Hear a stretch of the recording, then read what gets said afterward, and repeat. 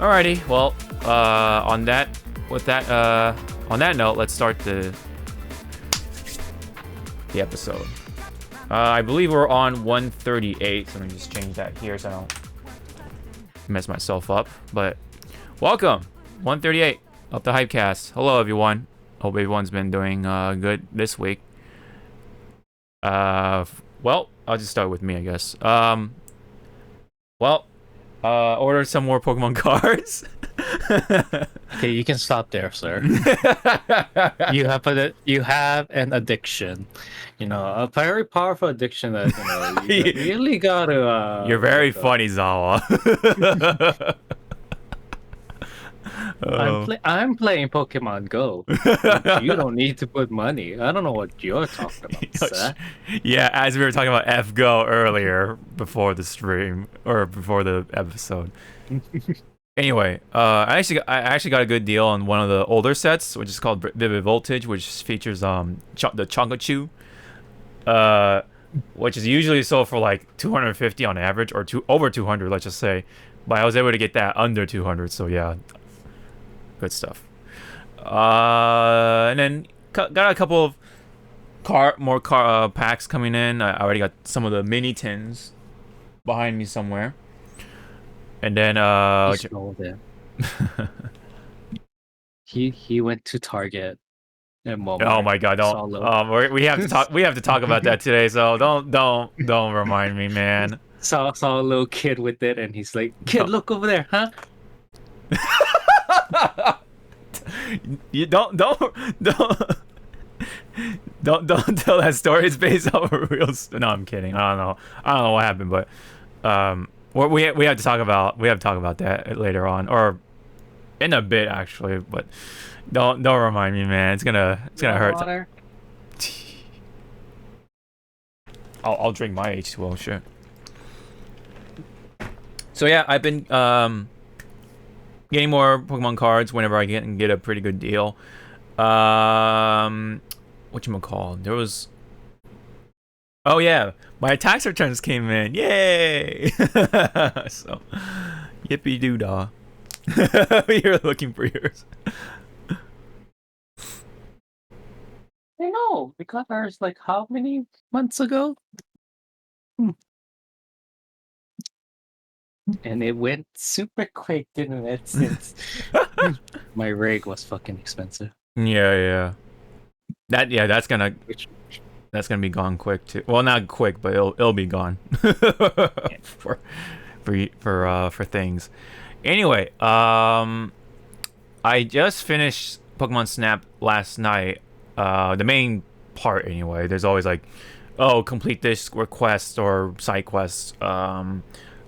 100% it at this point, which I'm just gonna take my time. I don't really do that kind of stuff unless it's like really fun, but it's not to say Pokemon Snap is any fun or anything like that. It's or not fun. It's actually very reminiscent of the old one. This, the big new gimmick is the whatchamacall, the Illumina orbs and stuff like that. You can throw at Pokemon, they'll like shine, and they'll like do some pose or reaction or something like that to get a better shot. So that's the gimmick for it. But yeah, otherwise it's Pokemon Snap. If you want it, get it on the Switch, and yeah, you'll definitely have fun with it. Try not to like put too much time into like one level. Get through the main story first, and then go back and then do all your achievements and all that stuff. Because I tried to do that in between, and it just, well, that's weird. It went like blank for a moment. Whatchamacall? Oh yeah. So try not to focus on it too much. Just like go through the main story first, because all the main story stuff will get you like the abilities and like upgrades for your camera.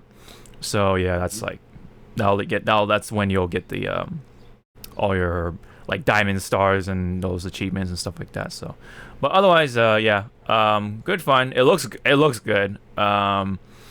There's only like one level that's like evening, and I kind of want more stuff to be evening, unless that's all like post game stuff. So I could be wrong on that one.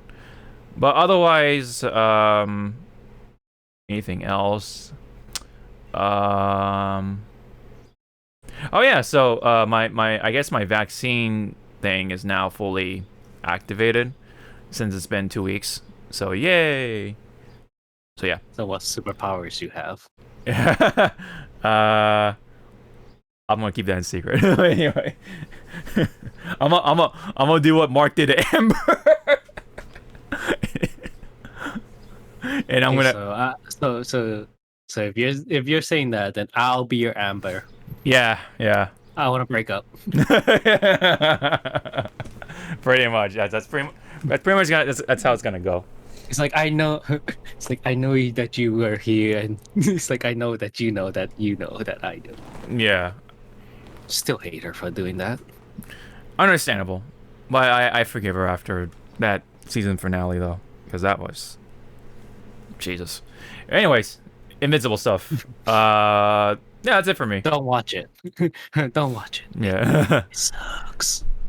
I mean, it'll suck your soul out of your heart. I don't know. It depends on how much you like certain characters. Anywho, that's it from me from what I can remember right on top of my head. So you can go ahead. How's your week been? Let's see. What did we do, kid? Oh, sorry, cat. Is She she was clean? cleaning herself. Yeah, got it. So let's see. Finally watched Demon Slayer. Uh-huh. I didn't go to theaters. Mm-hmm. You can tell where the budget went. That's all I'm gonna say. I mean, I also knew what's gonna happen because I read that part of the manga series, part of the manga. Yeah, So yeah, I yeah. knew what's gonna happen, but I just wanted to see the animation Of course. of how they were gonna do it. Yeah. And again, you kind of like could tell where the animation budget went Mm-hmm. half the time. Yeah. So I give the movie what 8, 8 as a fan, Uh-huh. and 7 as an overall movie because as a fan it was really good. A 7 because of budget. Budget and like okay. And what else? So pretty much like a 7.5 if you were to Yeah. come to the middle sort of thing. Yeah, okay. Yeah, that makes sense. Yes. I'm getting to where we also did watch the Fate Grand Order Camelot Part 1 because apparently Part 2 comes out in this month. No, next month. Yeah. Sometime next month. I heard a roof. Is that your puppy? That's my neighbor actually. My neighbor's dog.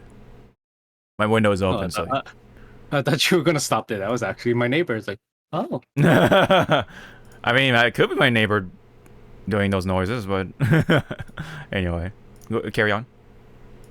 let's see. Camelot was good. Same thing. Uh-huh. You can tell where the budget went.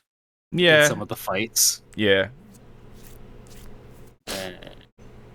Finished Castlevania Season 4.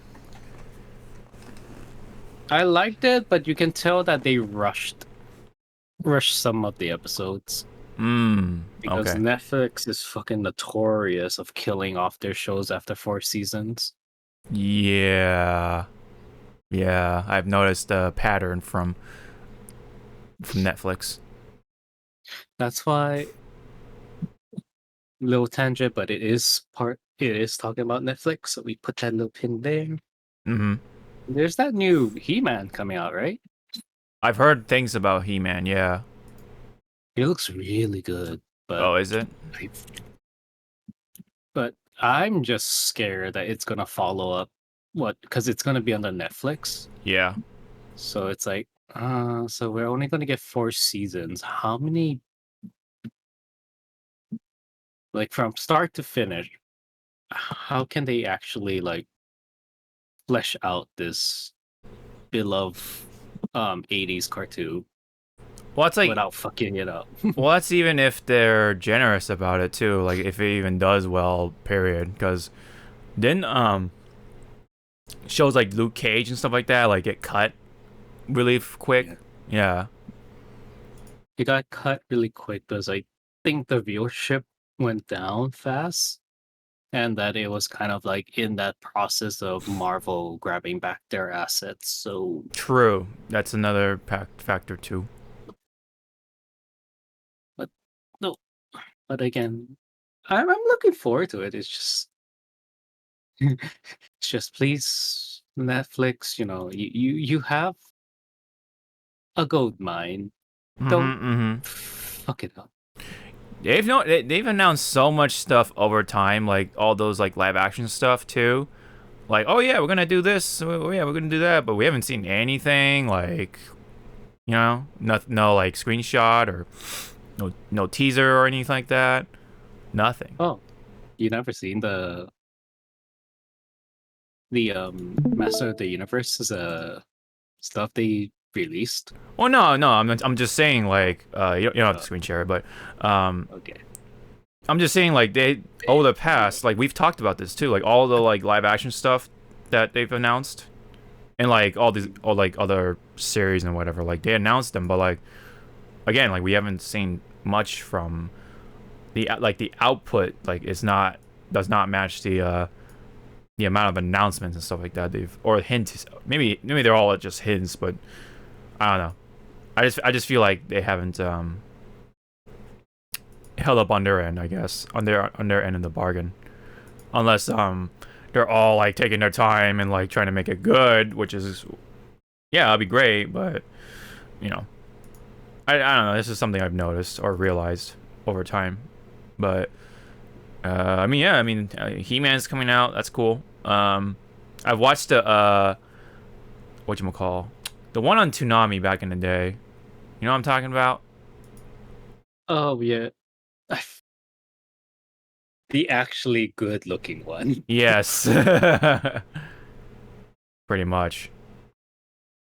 I like that one. I have kind of like fond memories of that with He-Man, especially Skeletor, of course. The like the designs and stuff like that were pretty good, from what I can remember. I don't know if the story and the writing aged to to these standards, but or well to today's standards. But as a younger viewer, I've had fond memories of it on Toonami and watching it alongside like all the other animes around that time and stuff. So, anything else from you? What you got? Nothing much. I'm just looking at now He-Man's voice cast, Oh, okay. and I'm kind of giggling that Evil Lynn's VA is Cersei Lannister from Game of Thrones, Lena Headley. Mm-hmm. It's like, wow, that kind of actually fits. Okay. But I don't know how and why they made Orko look so badass compared to his early iterations. Mm-hmm. I don't know, Kitty. What do you think of He-Man? Am I gonna turn gay from watching this? Oh, you're gonna turn gay now after watching him. Yep. Anyway, well, if that's all from you. We can definitely get that train going, chug along, and all that stuff. For Wow. Way to bring in the Demon Slayer train into this. that's all. It's very unintentional and yet intentional at the same time. Anyway, so let's get this going then. So let's start with some. Well, let's ease into the controversial stuff, especially with the last one. But anyway, so Nintendo Switch, being a somewhat of a imitation of a tablet PC in some ways or some degrees, you can probably think of it that way. Finally has a calculator, which I don't know why it didn't come with it in the first place. It should have been simple enough. but you have to pay for it, and it's $10 for a fucking calculator app.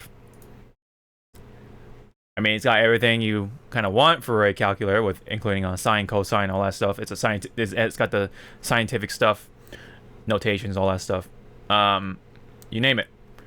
But yeah, you have to pay for it, $10, which is quite a little chunky for what it is. You can definitely get this for free on your phone, I think. It probably will have like some ads here and there, but you can definitely ignore it. Or hey, I mean, most phones should come with it free, from what I can gather. But I think some phones don't for some reason. Like you have to like get, or at least like a good one anyway.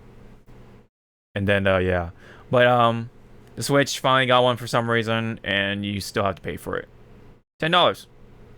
So yep, very odd if you ask me. What do you think? Why though? Yeah, I don't know. Who in management says I need a calculator on my Switch? I don't know.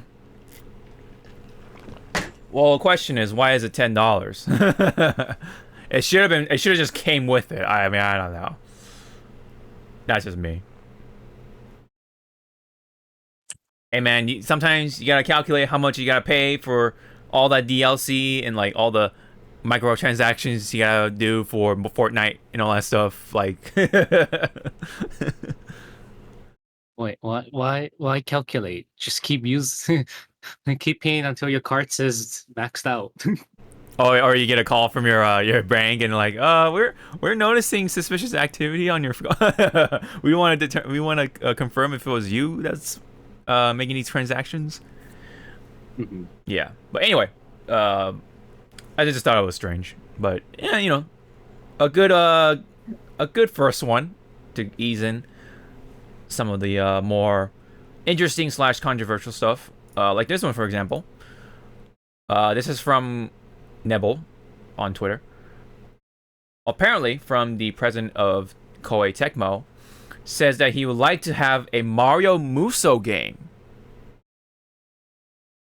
So, as an avid player of Muso games, Zawa, how would you feel if Mario became, or will have a Muso game under their belt?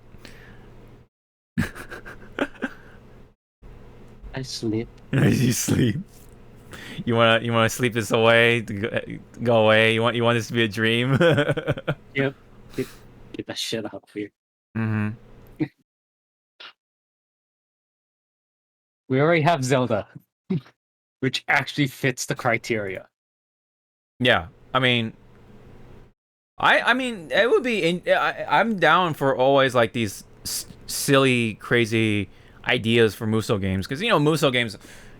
I mean, let's face it, they're just like very, very basic games. You're beating up masses of people. It's a big beat 'em up. I mean, it's great to like turn off your brain and stuff like that to, you know, to itch that satisfaction.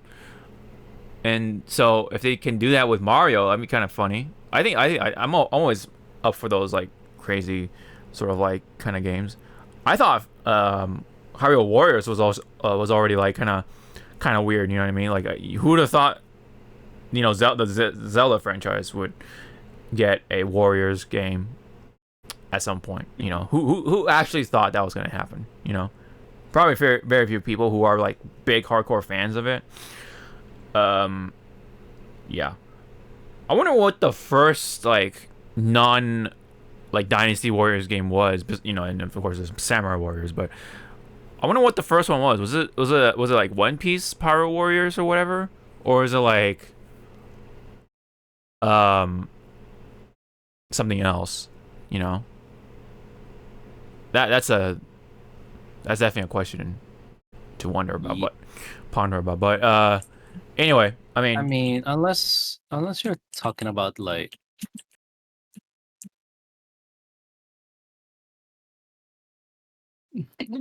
with the soul of Dynasty Warriors, the hack and slash. Is that what you're trying to ask? Like, what was like? what's the first like non Dynasty / Samurai Warriors Muso game that is officially from Tecmo Koei. I'm not talking about like the other clones that like have done similar things with it. You know what I mean? So not a clone. So we throw them. I don't know. We could throw it in. Maybe not the Dynasty Warriors Gundam series. Oh, okay, yeah, that's okay. Yeah, no, okay, that's definitely one of them. Then That's like an old school one. Fist of the no. Well, Fist of the North Star, kind of, but not really. I think that one came like a resurgence. So maybe that could. I mean, I feel like that was a resurgence. I feel because that was definitely one of my first ones that I played. I remember playing the Fist of the North Star Warriors game or Muso game. Then there's Berserk. Oh yeah. But that was like after. But... Yeah, everyone forgot about that one. I know, right? Yeah. That one was a little piece of shit. Yeah. I remember the trailers for it too. Yeah, like with the characters. But I mean, you could say that it's a clone, but it's actually an improvement over Koei Tecmo's formula. The Sengoku Basara games. True. Yeah. You could. Okay. Which I wish that it will come to the West. You don't need to like fully translate it. Just translate the words. That's it. Just keep the VA as Japanese. Yeah. We're all good. Mm-hmm. Because that's what they do. What Koei Tecmo does with its Warriors Orochi. Yeah. They just translate the words and then just say here. Yeah, localize the thing. Fun. Mm-hmm. They just did they localize it. The text localization. Yeah. Did they? Wait. Oh no, never mind. I think they did the English VA for the Persona one, right? So. Yeah. I think. Because like they've already done that with the whatchamacallit, the real game, the real Persona 5 game, whatever, the original game I should say. Anywho, I'm just like referring to like an IP that already exists, not an original IP like Basara, Sengoku Basara, like like you mentioned, like Gundam could be the very first one that like kind of steps out of the Dynasty Warriors name or whatever. It could be it. Honestly, that's like the one I can think of like that goes the farthest back. So, but I don't know. It could be something else that's only in Japan that we don't know about. That's always a possibility because a lot of these games were only in Japan because we lived in that time where these games just never made it to the West unless it's like very few like Tales games and like some other shit or Final Fantasy, of course. That's always a 100% coming here, but that was in the past. Until games like Yakuza and Persona 5 kind of broke that barrier, thankfully. So. Ooh, sorry. Yeah. So anyway, tangent, but yeah. Thankfully, that happened. So we're getting all these Japanese games now. So yay. Anyway, a bit of a tangent, all from the Mario Muso game that could possibly be coming. I mean, I think it fits the criteria. I mean, you can beat up a whole bunch of Goomba and like do some platforming here and there, but really otherwise you're walloping on Goombas and like you have the one occasional like big like thwomp coming and like what's that blue block that goes when it drops down? I forget what the name is on that one, but yeah, I know what you're talking about. But it's like sheet. Yeah. I know what you're talking about. Yeah, the thwomp is like the giant wall with the band-aid on the back. Yeah. And then you have the Koopa Troopa, and then like you just have a bunch of enemies like the piranha plants. They could always come up with like variations of those enemies. Like they could be like riding on cars or something like that, or like the Mario Karts. Just make them look really silly. But yeah, like they also like have the characters to have like crazy attacks like Wario, right? He's like the power type. Bowser can like whoop the shit out of him. Peach can definitely do some stuff, right? Probably grab some stuff from like Smash and like incorporate that with a bunch of like turnips or something like that, or or like hearts, you know. And then Mario could be like fire. There'd probably be like different variations. You can pick like power ups and like get different attacks that way, like fireballs and like the Tanuki cape and all that shit, or Tanuki suit, the cat suit. Yeah, there's a lot of possibilities what you can do with that. And then Luigi will be like the secret like OP character. He'll be like the Lubu, the real Lubu of. Even though Bowser should be, even though Bowser should be Lubu, but anyway, I think it'll work. It's silly, but that's the whole point. Like of these sort of Muso games. I would like to see it. I mean, I've actually, funny enough, discussed this sort of idea with a friend of mine when we were playing the Hyrule Warriors game back in the day on the Wii U. We were like discussing it on one of my videos, like, yeah, like what would be like a cool like genre next to, or no, or franchise I should say, to next tackle when it comes to Muso games, and we said Mario as one of them. That would have been like a cool idea, or a Smash Muso game. That'd be absolutely sick. I'd be down for that one.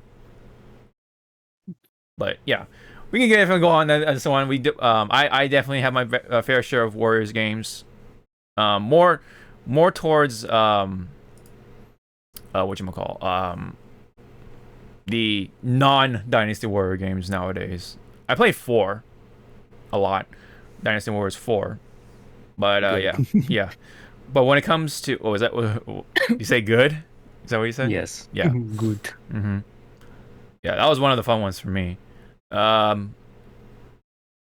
yeah, but when it comes to like the Dynasty Warriors games that are Muso games, definitely veer towards, or I kind of shift my view towards them, or attention towards them.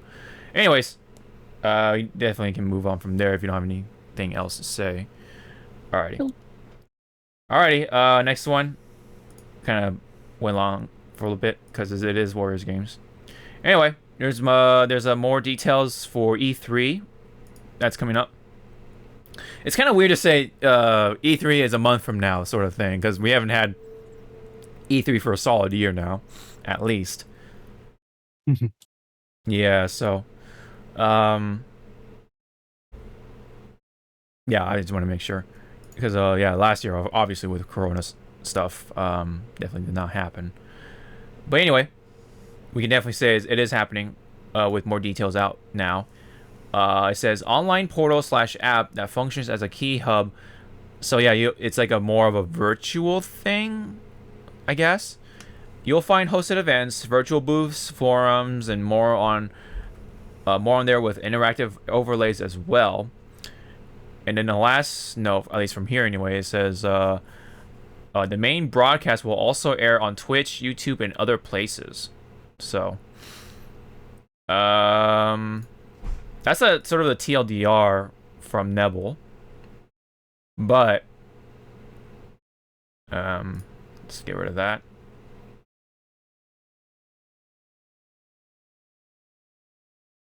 Oh yeah, so the date of the the E3 itself, it looks like it's from at the earliest the 7th, right? But mainly for sure, like officially, it'll begin on the 12th, running until the 15th. So that's like the weekend of June, I believe. So works for me, because if I do need to go to work, I don't have a problem with that, since it's like more towards the weekend. So yeah, we'll probably have to like do it. We'll definitely do it after sometime. Like it'll have to be like a day after or something like that, or 2 days at the latest. But that'll depend on our schedules and stuff like that. Hopefully it won't clash too much, but I'll have something up for my YouTube channel anyway, when it comes to like reactions and stuff. But are you excited, Zawa? How do you feel so far with E3? Any initial like premonitions and all that stuff? Any early predictions? Be my fucking Bayonetta 3, you jackasses. I've been a patient good boy. There's been a lot of patient good boys. Well, I don't know about good, but patient no less. Hopefully, yeah. Hopefully we'll hear something about Bayonetta. Hopefully we'll hear something about Metroid. I think like Pikmin or something like that. I think there was a new Pikmin announced, right? Like way a while back. Yeah, stuff like that. Hopefully we'll hear something about like maybe like a surprise announcement for like F-Zero and or Star Fox or something like that. Any other franchise will be okay, like like Mother. The Mother franchise. Not gonna happen. Yeah. Yeah. Even if it does, I feel like it'll get like less budget or something like that, just to like see if people even like grab onto it, and then once they see the sales numbers or downloads or whatever, then they'll be like, all right, now we can open the floodgates or whatever, or open the floodgate a little bit, and then all right, well, we'll open it by the third new Mother game or something like that. But yeah. That's kind of like the overall sort of thing we're looking at here so far anyway.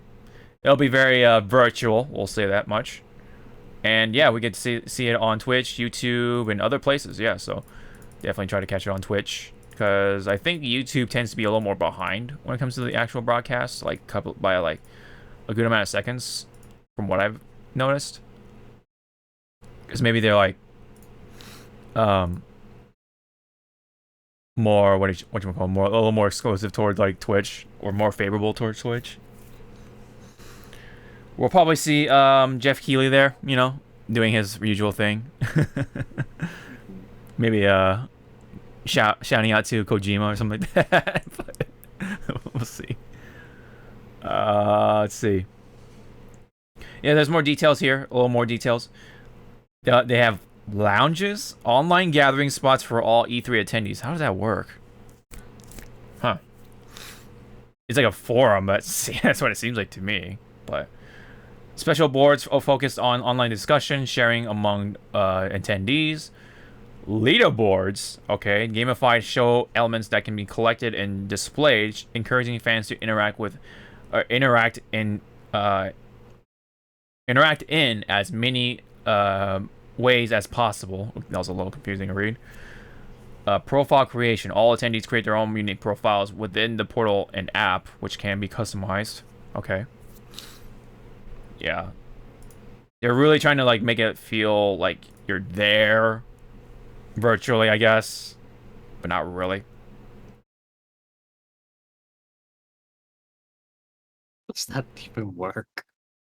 We're here, but we're not there, but we're here. It's like, yeah, the lounge thing, like, that's what's getting my head.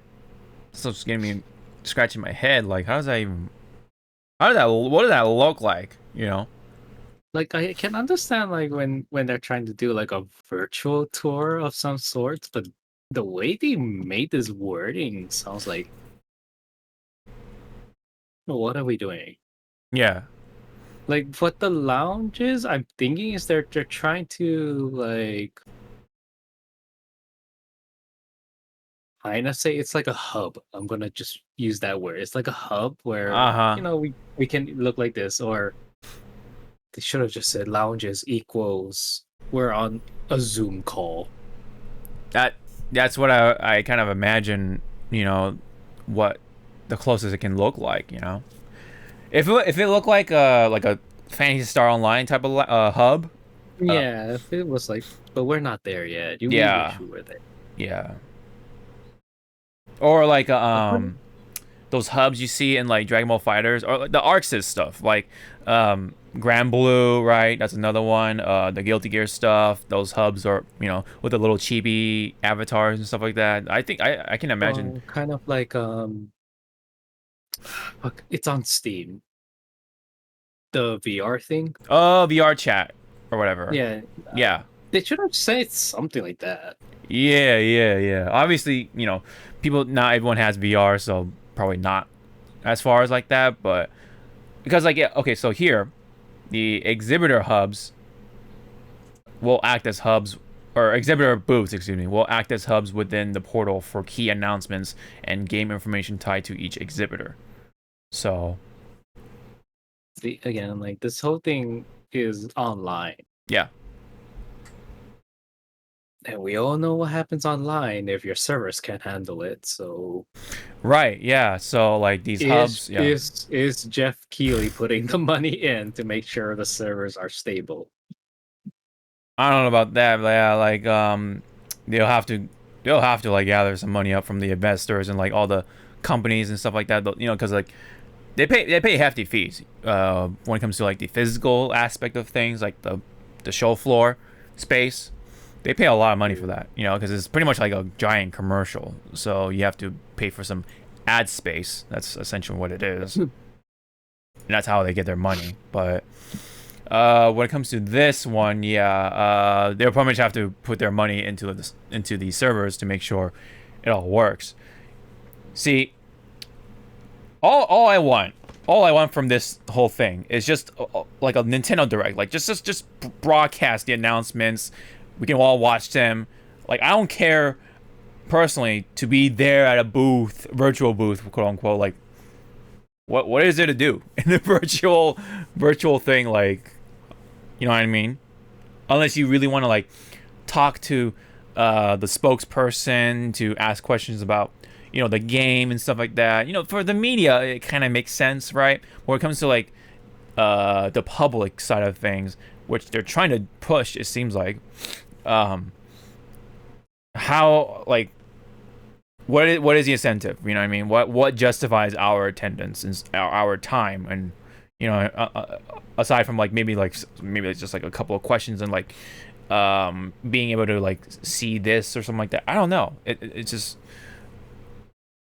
I've never been to any like virtual event per se, and I don't know how it worked when it comes to like the virtual BlizzCon stuff. Like, was it all just like pre-recorded announcements and maybe some form of interaction?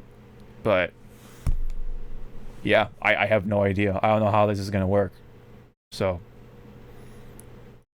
God forbid the freaking servers and stuff crash and we don't get to see our precious announcements. But well, I'll have to see about that, I guess.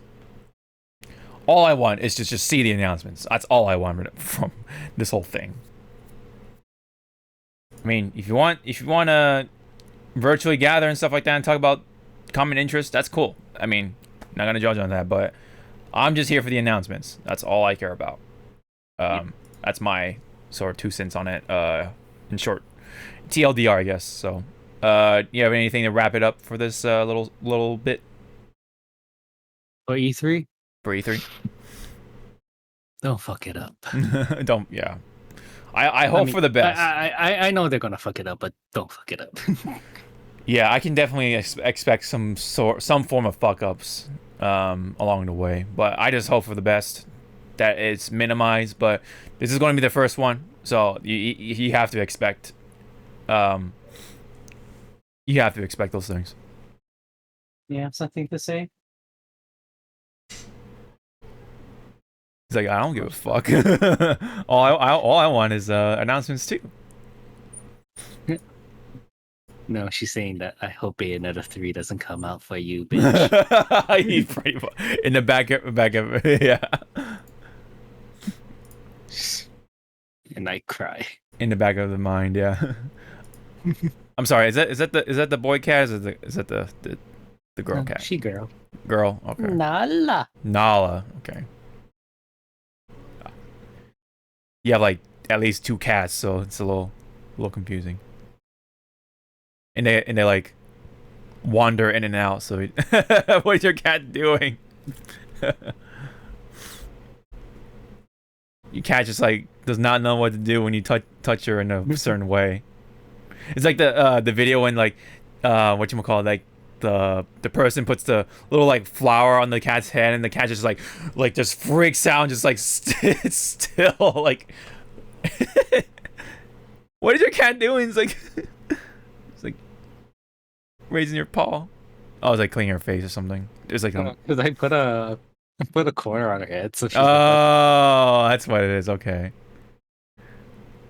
Yeah, there you go.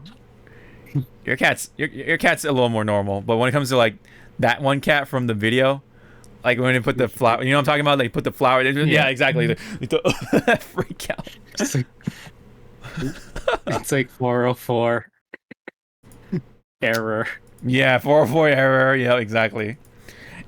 It's like that one video too, like the edited video of like that cat like just ascending to like space, like you see like the space background. Yeah. Oh man. Alrighty. Let's get a move on. More stuff to talk about. This one's a little more controversial, definitely. How long has it been? Okay.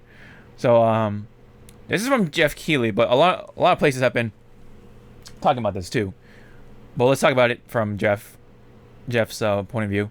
So apparently, bit of background, I guess, for like certain companies. Joe, just 26% of EA revenue came from premium game sales. The rest was live service, DLC, and mobile and microtransactions. Ubisoft is shifting away from 3 to 4 premium AAA titles a year. Plans to launch high-end free-to-play games, quote unquote. So that's just from Jeff himself, and kind of talks about Battlefield a little bit, but apparently there was a senior analysis that came into Jeff's thread, and wanted to correct what was actually going on with Ubisoft. So from this senior analysis, it goes by the name of Sean Boppin, or aka Sean Llama is the person's real name, is the senior analysis again. So he wanted to clarify things with what was going on, and so Jeff got his source from Video Games Chronicle, which is like a news outlet. He says, is this correct, right? Is this article correct? And Llama says, some of the interpretations of the article I'm seeing are incorrect. I mostly wanted to steer the convo away from free-to-play games or replacing AAA paid games to free-to-play is going to be an additional way to experience some of the IPs. So, yeah. But, yeah, I don't know. It just sounds to me like what any other company's doing in the first place is trying to add microtransactions, or not trying to add that stuff to their sales. So yeah, I mean, EA is also putting out AAA titles too, in some way or form, but yeah, you know, riddled with microtransactions, unfortunately, for the most part. Unless you're talking about like games like Squadron, for example, the Star Wars Squadron. That one doesn't have microtransactions, surprisingly. There's some like indie titles, quote unquote, like it was that co-op game. I think it's called like It Takes Two or something like that. It kind of looks like a woolly art design type of thing. I forget. It was made from that same dude. He said, "Fuck the Oscars." That guy, Joseph. He was so good. Yeah. Although, ironically, I think pretty much the GAs are pretty much the new Oscars. Ironically, but that's just my opinion. But anyway, so yeah, there's been some weird sort of discrepancies going on with Ubisoft, with the shift on these free-to-play games. On one side, it does sound like, yeah, they're gonna focus on these games to try to bring in more money, and then this person, Llama here, Mr. Llama, tries to say, oh, they're just gonna be released alongside the AAA games to try to make more money and stuff like that. But again, it's like that just sounds like what other companies have been doing, or most other companies have been doing, including EA, of course, in the first place. I don't know. It's not really like, you know, clarifying things, but I don't know. maybe for what Jeff is making it sound like, yeah, maybe it just sounds like they're getting rid of these AAA titles, but he just Mr. Llama just wanted to say no, they're not going away. It's just that we're adding free-to-play games. Maybe that's what it sounds like at the end of things, but I don't know. It's Ubisoft, so I don't know what the general consensus on Ubisoft is right now, because I haven't seen anything much from it other than, you know, like Assassin's Creed Valhalla and like Watch Dogs and stuff like that, Watch Dogs Legion and stuff. But I know there's that the new Far Cry game that's coming up that's featuring Giancarlo Esposito, and you know, we're still waiting on that game. But yeah, it's hard to say, of course, of what really is the big picture here. But what do you think from what you're gathering right now? If you have any comment about that. Nope. Yeah. I don't know. I just sorry, what was that? Nothing, sir. Yeah. It just sounds like what they're doing, the same fucking thing as any other company is doing, including EA. So I don't know. Maybe a little differences, but the end goal is going to be the same thing. It's to just make money. That's just how it is. You know, Nintendo. I mean, they're making AAA games, sure, but they're also been keeping up with the free-to-play stuff in the mobile games, and guess what? That's making money for them too. So, you know what I mean? So, I wouldn't call it like completely clarifying it and, you know, correcting what Jeff said, but I don't know. We'll have to see about that. Here, this is definitely very unfortunate and very clear of what's going on with the PS5. So we talked about this last week of the shortages and stuff like that. Very bad news from what it sounds like here is that the shortages for the PlayStation 5s are expected to continue into 2022. Yikes. That's all I can say. Yeah. I mean, go ahead. they did say they're supposed to roll it out, hopefully, because of the new version of the PS5, which is just, you know, the PS5 but with some parts being either taken out or just from just different sources. Yeah, or different sources. Mm-hmm. But now looking at this, it's like, well, I can't blame them, but you kind of have to, but you cannot really blame them, if that makes sense, because the only reason why there's a shortage is because the manufacturing factories that makes the parts, you know, their employment numbers are kind of low. Low, yes. Same thing with, you know, everyone trying to reach for a 3060, 3070, 3080. Yeah. Yeah. All those manufacturing plants are short on people because, you know, they want to spread COVID and stuff like that. So it's still going on pretty strong, unfortunately, in some other places in the world. Even if with the vaccines rolling out, for at least for us anyway, it seems like we're doing better, but, you know, we outsource a lot of our parts from other parts of the world. And, you know, happens so that, you know, places around there or at that place are still within the pandemic. Even with the vaccines are rolling out.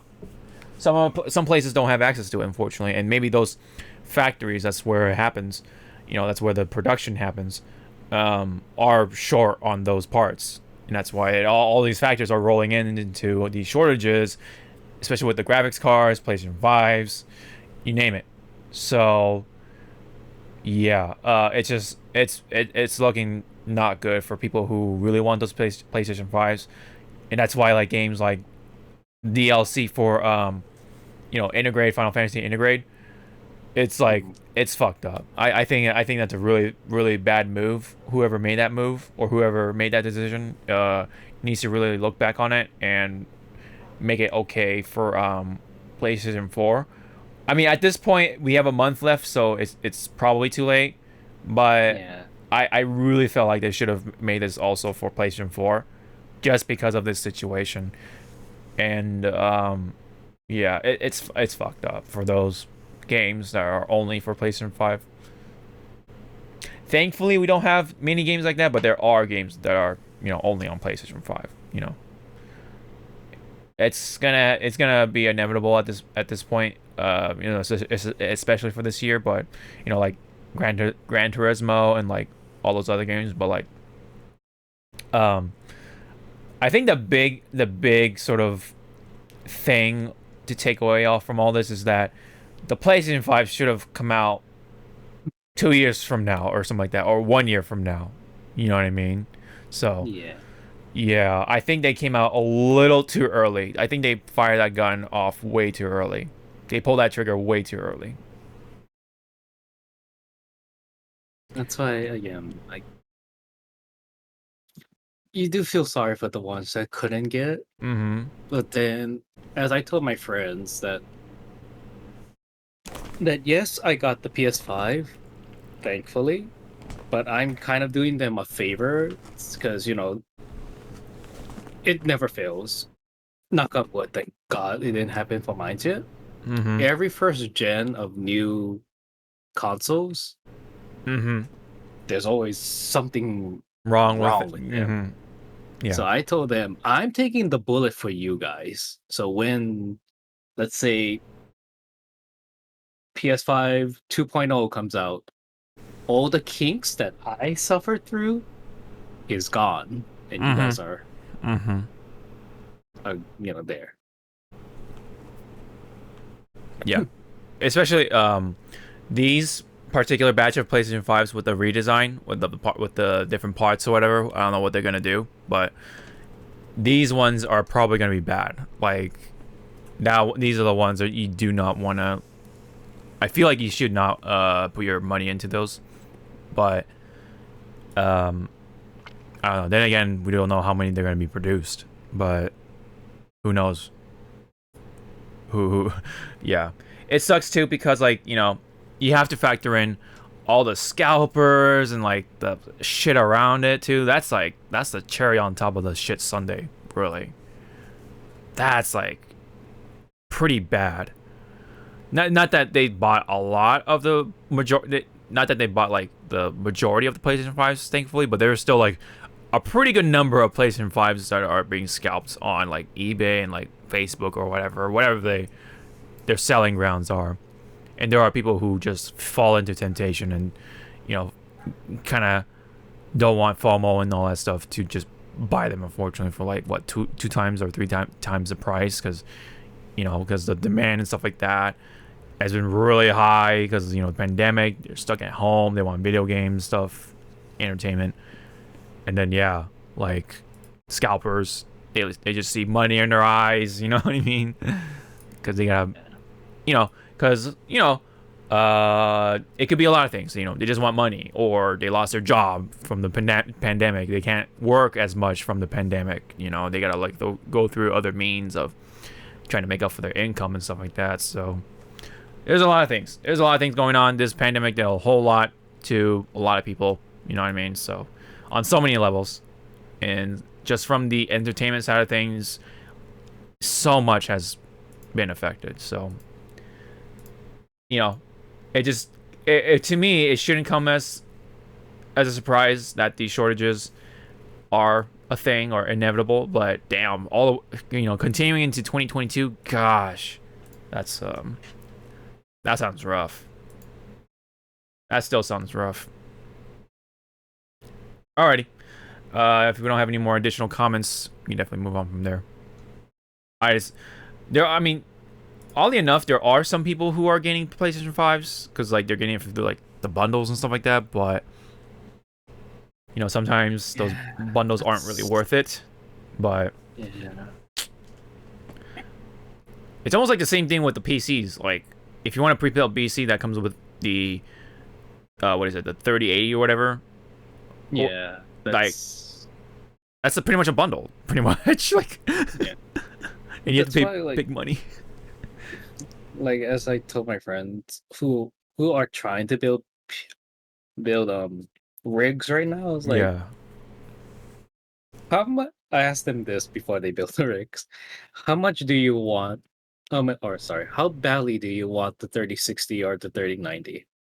They're like, oh, I would like to have it to say, so they can future proof their rig. And I was like, Uh-huh. okay, then you're gonna have to shell out at least two grand for a pre-build. And they're like, why? Go see if you can try buy one right now. Yeah. Because as I was telling them, you're all buying a pre-built one with a guaranteed 3080 or 3060, and then you'll just gut the damn thing or just build upon it. But then when you think about it, you're gonna pay more to switch out the parts Yeah. Yeah. than you would have like bought it regularly. I would say, yeah, like it really depends on your situation of the PC. Like, do you need a new PC right now? Boom, boom, that's perfect, right? But if you just want to upgrade the graphics card, it's like, yeah, that kind of sucks. But you do what you have to do. If you really want it, I mean, that's like your choice and all that stuff. But yeah, it's just I feel like graphics cards are worse because I haven't seen anything on graphics cards. But some people are still getting their PS5s, right? Some Yeah. people are. But graphics cards, man, yeah, you have to shell out more money just to get that graphics card. Like, because like you said, those rigs are like $2,000, a good 2,000. Jeez. But if you need a new PC, that's perfect. Like I said, you definitely have to swap out some parts, like the RAM, maybe the hard drives, for example, right? But that's something you'll probably do anyway, somewhere down the line. What else? Like, what's another swappable part? I don't know. But anyway, those definitely are swappable, like easily, like the RAM and hard drive and whatever, blah blah blah. SSD, right? There's the internal stuff, like the Elgato, for example, but that's all optional, or some of them are optional. Anywho, you kind of have to see where you are in that situation. Yeah. You do it. It's pretty much how badly do you want the question is right now is how badly do you want your wallet to bleed? How much you're willing to, let your wallet bleed in order to get what you want. Because that's really what the situation is right now. Dude, honestly, like, I really hope they do not, like, it's a bit of a tangent, but not really.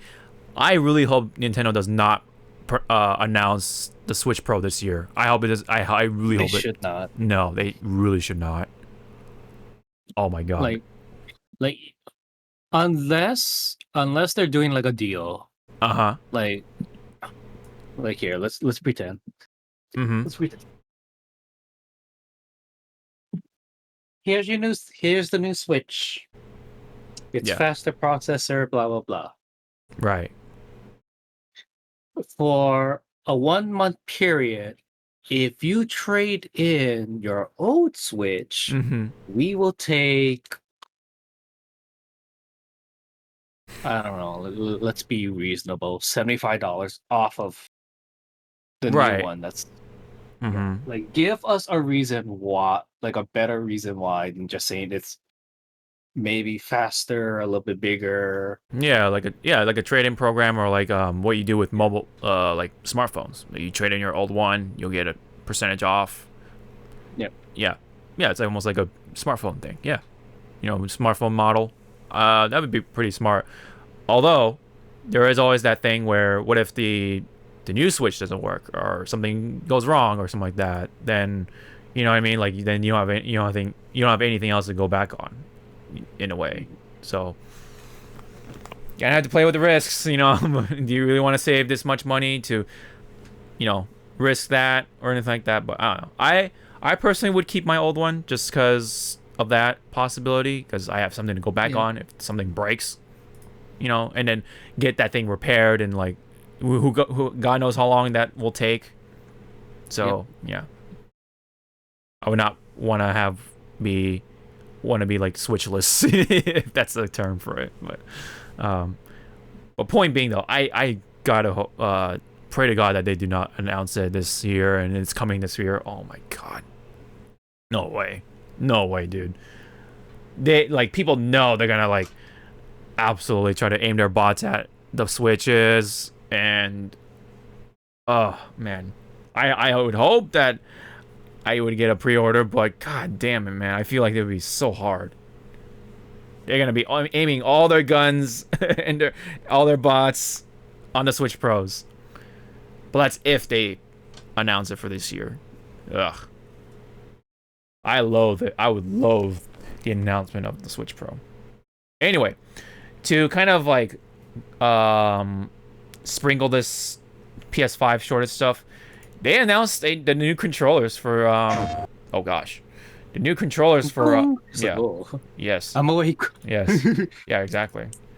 They announced new controllers for the colors. I mean, new controller colors for the PlayStation 5, which yeah, admittedly does look nice, but you know what I mean? Like it's like how many people are able to do this? You know what I mean? Like. Granted, again, these are nice colors. The red, like this cherry red or whatever, midnight, cosmic red. It does look like a cherry red, but anyway, midnight black. That's the other color. They do both. I might get the midnight black because I love this. But you know, when you're playing sweaty ass games like fucking Apex or Demon other Souls. games, you know, you get gunk. Yeah, dude. I get mad at gung on my controllers. That's why, like, it's over here in the corner. There, I have wipes that's designated for Controllers. controllers and for electronics. So I'm like, thank God I found this. Yeah, I loathe the what they do with the controllers because like they have the texture on there, right? So that like gathers even more gunk. Where's my phone? Oh, there's Yeah, my... but the textures also helps like have it, you know, a good grip on it, but still. Yeah. It feels nice. It does feel nice, admittedly, in your hands. But yeah, that also comes with the price of getting it dirtier, and it's actually harder to wipe it off unless you actually have, like you said, the designated Cleaner. cleaners. Yes, cleaner wipes and stuff to get that gunk off. Disgusting. Anyway, sorry, I gotta turn on my light to brighten up my camera. But anyway, I mean, here the colors look nice. I like the black. The red looks nice too. It sucks that the buttons aren't colored, at least for the black one anyway. They're not the traditional like, you know, the green, what kind of orangish red, right? The X is in blue, the squares in pink. What if it lights up when you press it? That would be nice, but I don't think they do. They would have shown that off if that was the case. Maybe they forgot.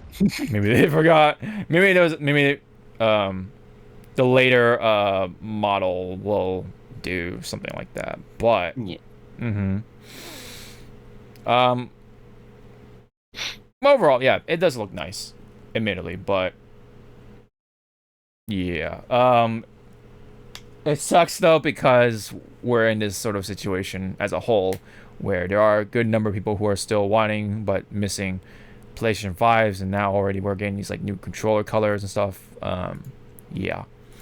Will that also mean though that Sony is going to start dishing out the custom, their own like sort of custom plates, like the different colors and stuff like that, like a black one, the red one to match your controllers, right? That'd be kind of neat. That'd be kind of neat to have. I kind of like also the whatchamacallit, they colored the touchpad as well with the, you know, the main color. That actually does look pretty nice. Now you see if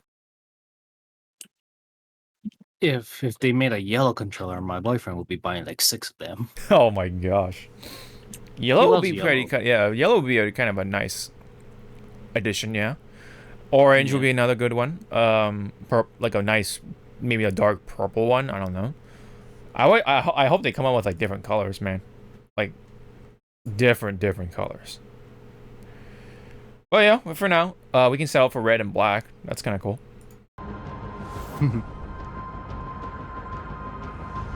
But yeah, otherwise, same old controller with the haptic feedback triggers and all that stuff. Just different colors. They don't do anything else different. So yeah. But yeah, it just sucks. Again, there's still a good grip of people who don't have PlayStation 5s.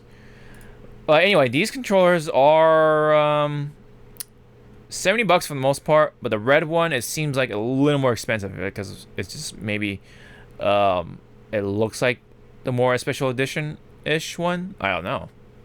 A little more expensive. It's like, what, $5 more? So, they're all coming out on June 11th. That's like during E3, I think. Yeah, it's during E3. That's kind of funny. Anyway, that's it on the PlayStation 5 news. Let's get through the this one, another controversial one, which involves with RE8 or Resident Evil Village. So there is this. Have you heard this story? Have you heard this story, Yes, Zawa? I've heard of it, and I'll let you say your thoughts and stuff, and I'll interject Sure. my thoughts after. Sure.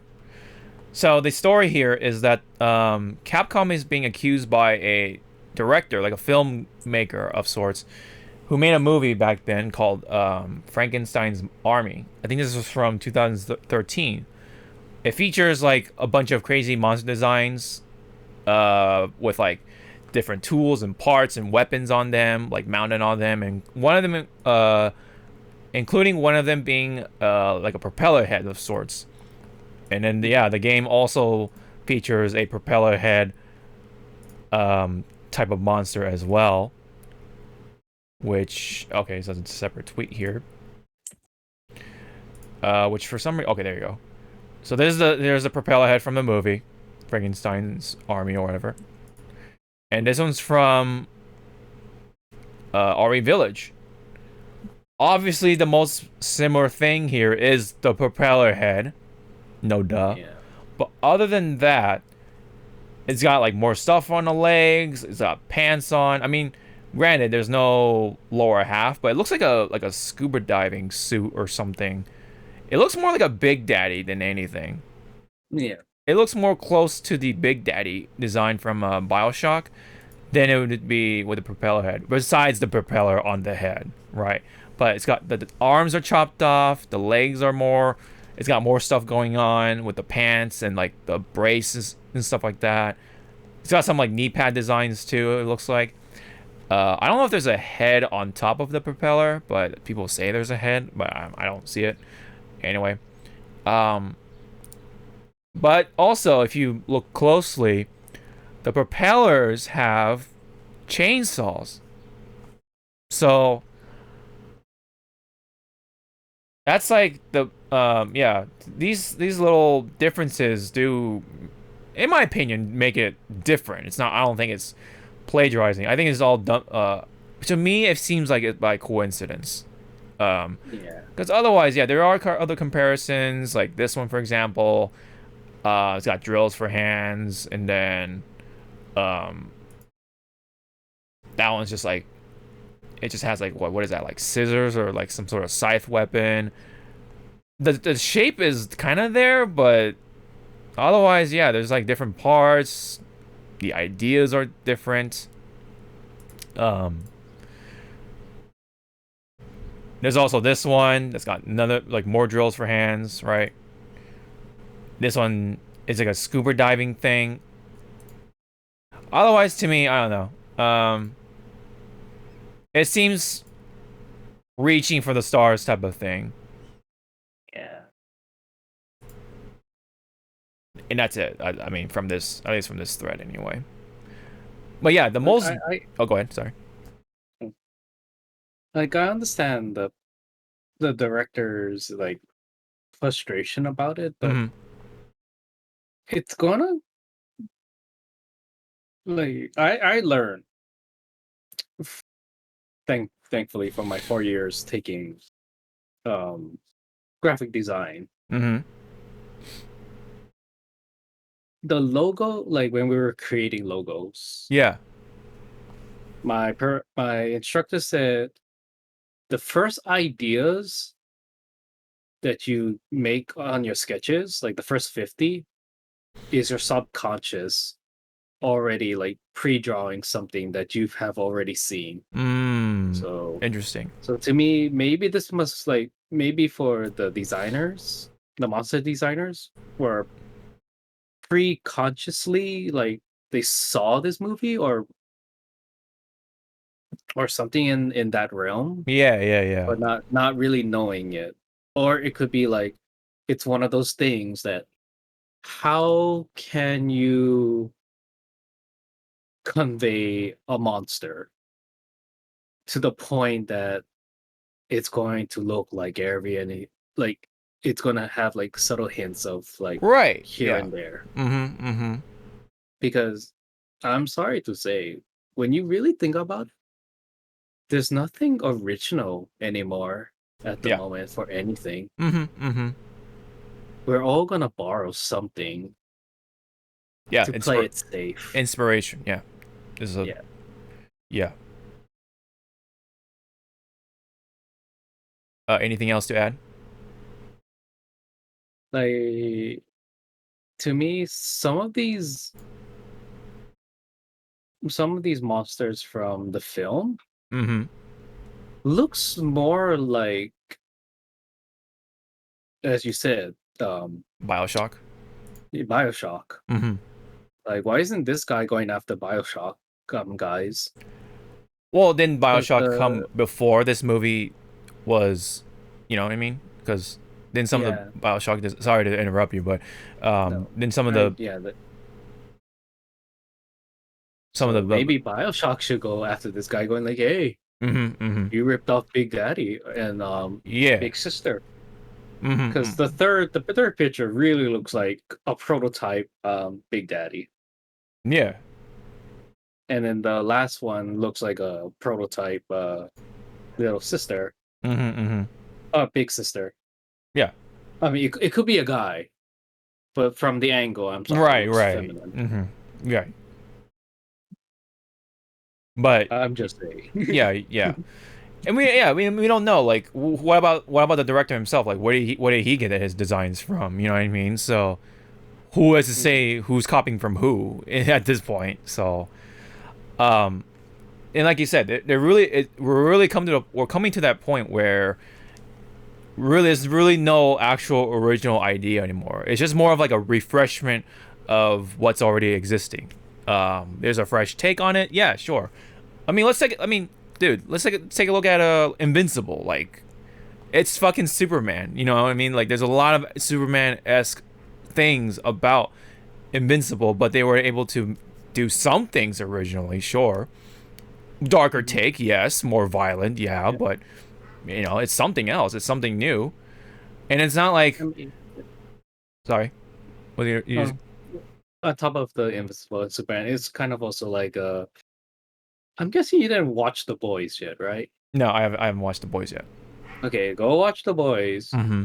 because Homelander is pretty much if Superman was an asshole and he just killed. He Yeah. just killed. Which again, that's how we saw with a certain person in Invincible. Mm-hmm. So yeah, there can't be people again. I may say that there's no originality anymore, but you can make your character original even though you borrowed some elements Mm-hmm. from something. Yeah.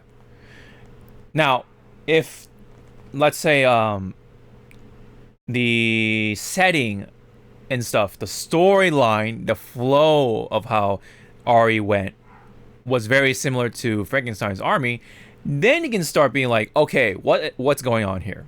Did you actually take it from my movie like straight up without even being like creative about it to some extent?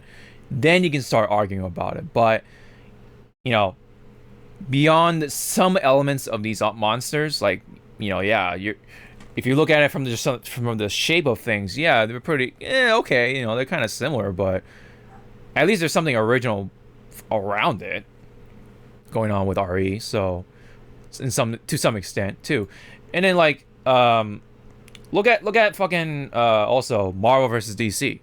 You know what I mean? Like look at how many like superheroes are similar with each other. There's Deathstroke, and then there's Deadpool.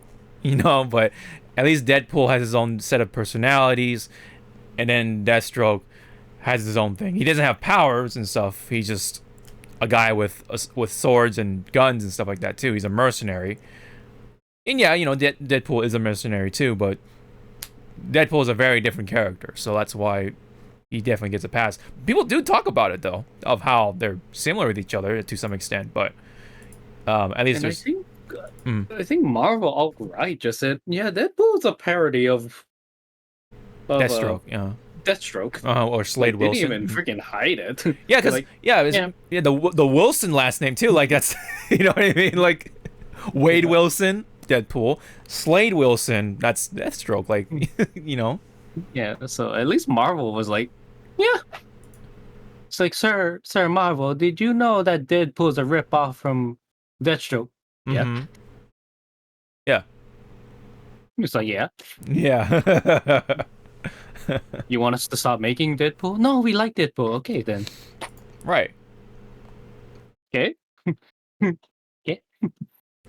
And like, you also have to look at anime. There's another like pool of like ideas taken from each other. Even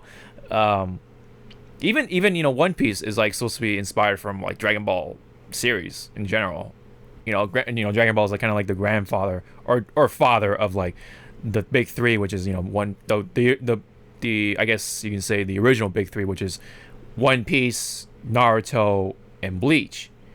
But they say they're all inspired from Dragon Ball to some extent, and yeah, it's very very original. So it's a bit of a different situation, but again, this whole thing with inspiration.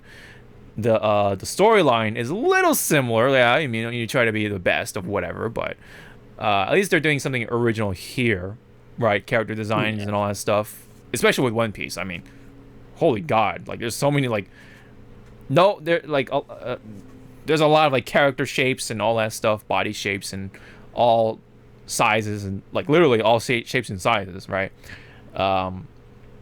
And there's some inspirations within it too, like Blackbeard and like all the pirates, for example, right?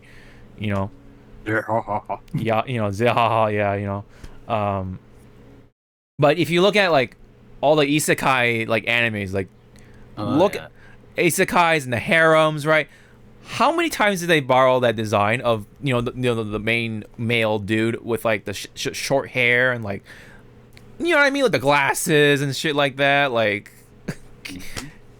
over and over again, dude. We've seen that design so many times. So at least with the story is different, but the premise, right? Yeah, the whole goal is the same, is to have this male character go through a different relationship with the girls or whatever. It could be the other way around. And we've seen that like over and over again, and yet there's some originality in between. So there's been a lot of that, and I'm it's just one of those things where this is very popular, and then this guy is upset or something like that to some extent, so he's gonna try to use that as like leverage to try to make a case here. But beyond the propeller head, that's like the most damning one, quote unquote. Everything else is kind of reaching, I feel, for the stars. So there's a You brought RE's logo into this, didn't you? What's up? Sorry. You brought in RE's logo. Reach for the star. Oh. Damn it. The unintentional pun slash reference. But anyway. Yeah, you're right. Now I've just realized what was the sort of the theme here anyway. You're like, oh my god. It's all coming to me now. But anyway. You know, to the director of this of the Frankenstein's Army, welcome to trying to make something nowadays, you know. Anime especially borrows a lot of elements from each other. I mean, take a look at Sword Art Online versus like fucking a number of harem animes, you know what I mean, when it comes to just design alone. There's always that long-haired girl, there's always that short-haired girl, there's always that blue-haired girl, you know what I mean? Girl with glasses, you know. They could argue each other about who stole whose design, but it's like at the end of the day, it's like, you know, that's just that's just how it is nowadays, you know. Yeah. There's actually, you know, there's also like a lot of movies, like classic movies, taking inspiration from other things too, you know. There's a lot of Frankensteins, there's a lot of Wolfman, there's a lot of Godzillas, you know. Godzilla type of things. Yeah, we can go on about this, but anyway, I think at the end of the day, I think this person is sort of reaching at the end of the day, and I think Ari is in the clear in this situation. So it's hard to be very, very original. And even if the things that are original aren't really so original if you really think about it. So the only original things you can probably mention are like, you know, what, the Brothers Grimm, you know what I mean? Those fairy tales, and like maybe Romeo and Juliet. Like there's a lot of things that take from Romeo and Juliet, you know. Forbidden Love, that sort of storyline. How many times has that happened in anime and fucking cartoons and just stories in general? So anyway, that's all before we put ourselves in a loop. Last one. Oh boy, this is tough for me to talk about, kind of. But anyway, let's just get through this quickly as I can. But basically, this has happened recently. Walmart and Target are suspending sales of Pokemon cards due to safety concerns caused by a huge surge in demand. So, as someone who avidly collects Pokemon cards, especially nowadays, that sucks. And holy shit, what is going on with people? Is like, dude, you all are fighting over a card game that's also aiming for children, you know, children and ages whatever and up, you know what I mean? I've heard stories about, you know, people pulling guns over like sports tickets and like movie tickets or whatever, tickets to some events. You know, because that's pretty much like that's the heart of scalping sort of comes from, you know what I mean? And I've heard stories about that. Same with the PlayStation 3. Someone pulled a knife or something like that, or a gun. I remember that story. But holy shit, man. Pokemon cards, you guys are gonna fight over that, dude? Jesus Christ. Someone in that same story, they even pulled out a gun. And thankfully no shots were fired from what I've heard, but my goodness, man. Where are we right now as a whole, man? Where is mankind right now? Jeez Louise. And now Target and and Walmart have to ban Pokemon cards for sale for a while, it seems like. Now, thankfully, they're still being sold online. So it's not all, you know, it's not the end of the world for that community or anything like that, but it just sucks that we've come to that point. You know what I mean? Like, people are trying to kill each other over fucking cards, man. Like, good God. Good Lord. You know? People are going to jail for this or prison for this kind of stuff. But, you know, I understand, sorta, but to some extent, because these cards can go for like big bucks or there's some big money involved with these cards, but God, man, people are willing to throw away their potentially willing to throw away their lives for these cards, man. Like, good God. Especially for the person who pulled out the gun. Like, God, jeez Louise. I need that card that can get me, hopefully, $800. I might not get it, but I need it. Exactly. Like, you don't even know what the outcome of those the set is, especially with like, I want to wonder what exact set they were fighting over too. Like, if it's battle styles, that is sad. That is fucking sad, dude. That's not even like the most sought after set, or like Shining Fates. Like, sure, okay, there's a big card in there like Charizard, right? But even so, like, that's not the most expensive Charizard is. I mean, it's like almost $300 right now, but there's far more expensive cards out there. And they don't even exist anymore, man. So, I mean, yeah, it could potentially turn into a $800 card, like you said, but we don't know. You know, these cards really depend on, you know, how people are attached to these characters, the memories they leave or the impressions they leave on people, which is why like a lot of the trainer cards are like very consistent in their pricing, like $30 after some time, because, you know, there's a level of attachment to these characters, but once their popularity is like sort of over, you know, that's it. You know, especially the male characters, people don't really care about the male characters, unfortunately. Speak for yourself. That's just how it goes, man. But that's good for me because there's some male characters I really like, and I can buy them in singles really easily. But when it comes to the waifus or the female characters, right? Those are the big chasers because they're both cute. They appeal to both male and female, right? Especially the males. And yeah, people want to collect them because they're cute and stuff like that for the most part. They're hot, whatever, you know. Really depends on your opinion, but this is how it is. Anyways, that's just why people are just crazy of these cards, right? Because money. They just see money in their eyes, man. They got that dollar signs in their eyes. They just want to like make a quick buck out of them, or quick buck, quote unquote. You know what I mean? So, did you have any comments about this situation here? Nope. No. Yeah, it's dumb. All I can say. It sucks because someone decided to pull out a gun and stuff like that and fight for these cards. And, you know, not last year, pretty much 2 years ago, you can just walk into a Target or Walmart, buy some cards, no problem.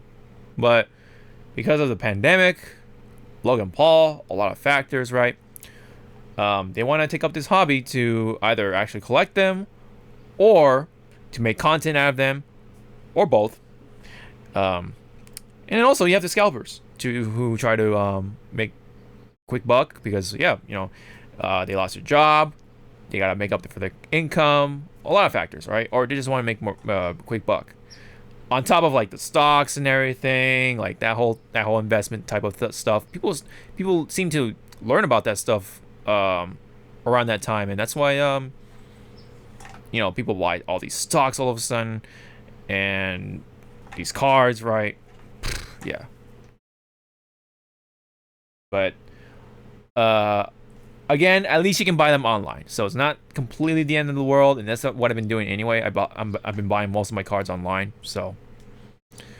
But it sucks. You just can't walk in to buy Pokemon cards anymore, at least for a long while. Hopefully that'll alleviate on things, but you know, see, it just seems like even with like limiting to what, 2 items or 1 item, which did happen to me.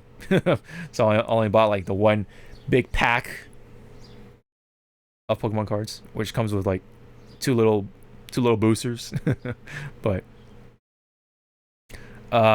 even that is not I guess not good enough, so they just gotta sell them online. That's just how it goes.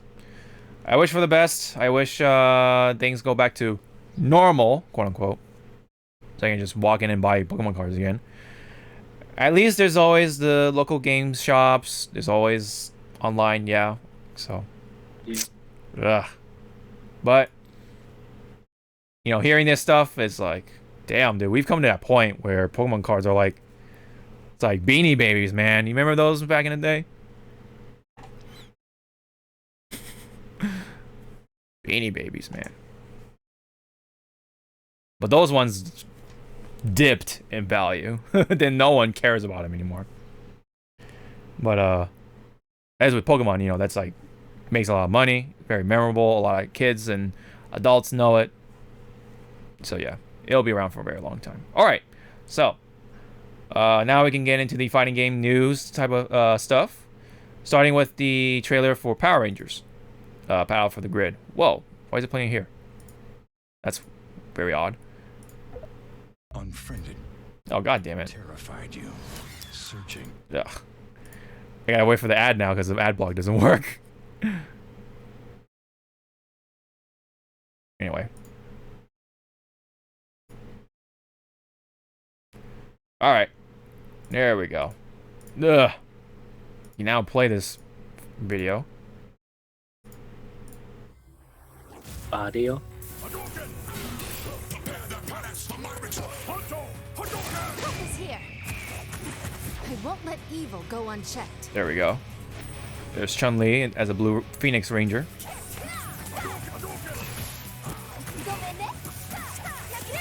Wait, whoa, whoa, whoa, whoa!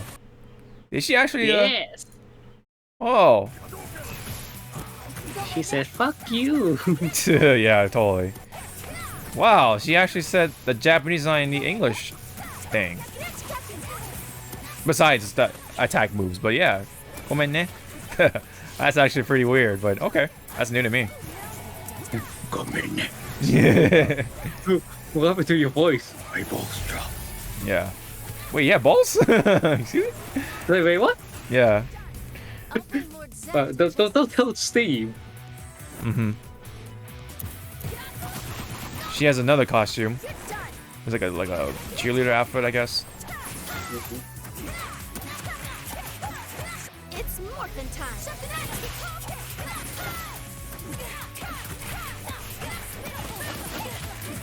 She got combos, man. She's like a. She's It's like funny that her combo system looks like it's a mixture of Marvel and Tatsunoko versus Capcom. Yeah, yeah. Very reminiscent of those two games. Yeah, they even have like. What? Peace.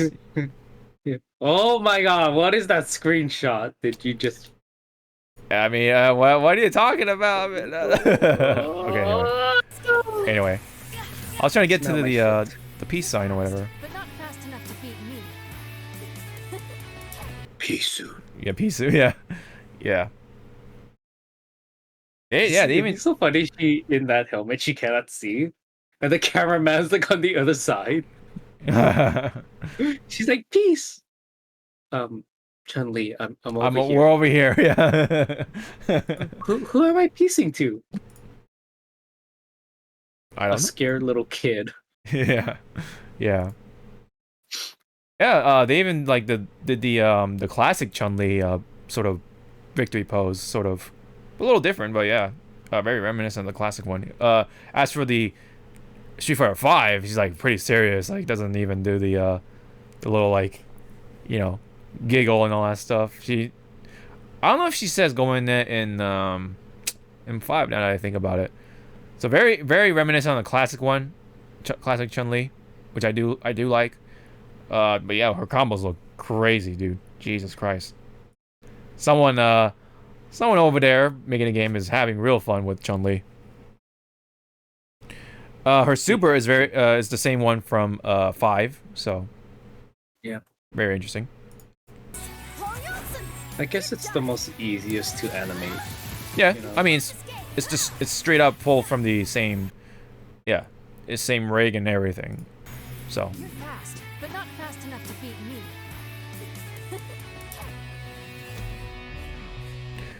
and yeah, they're both coming out the 25th of May. So we're getting there, getting close, ish. Maybe. Got Ryu and Chun Li coming. So neat. Any other comments? No, sorry, Bob. All right. Neat stuff. Neat stuff. All right. Now your weekly KOFXV news. We got Leona. Leona has been previously announced in that earlier trailer. It was like the very first one. We've seen like little shots of her, along with like a handful of characters. But yeah, she had her own silhouette and everything. This one was kind of easy for me to guess, for me anyway. Although people still had some like funny guesses, but a lot of people thought it was gonna be, I believe her name is Kasumi, who is like Aikido or whatever, Judo, I think, maybe a mixture of both. Let me see. Here we go. They had some funny guesses. Yeah, this chick from Fifth Element.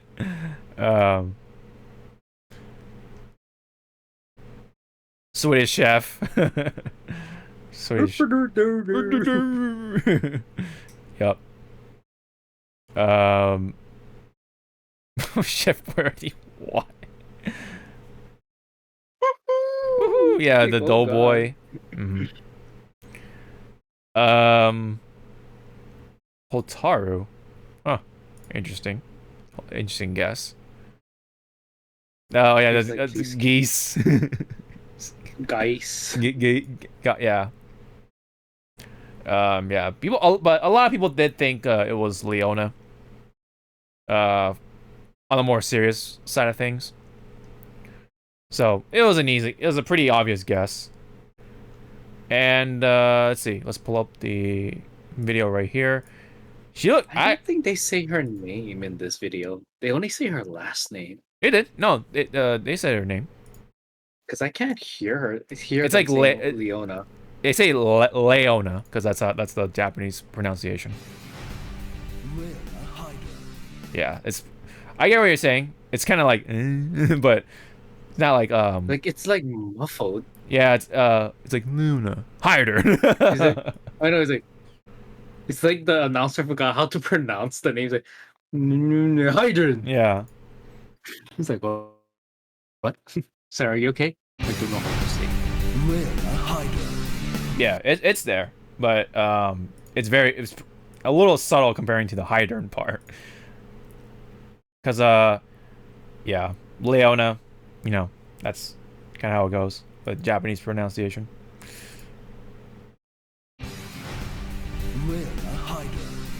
You gotta say it fast too, like Leona Hydern. Like there's no like space between like Leona Hydern. Anyway, she looks great. Like holy crap, her face, like vast improvement over 14. I love her hair, like what they did with the her big old ponytail and everything. Her muscle tone and everything, like she looks great. And this is the day I figure out which KOF girl Hawk would like to get stepped on. Take a wild stab at it. As she did. As she stabbed fucking the shit out of Yashiro. Oh, so you don't want to get stepped on, you want to get stabbed. Sure. That sounds very wrong, but okay. On so many levels. She even has a sticky bomb back. I believe it's called Heart Attack.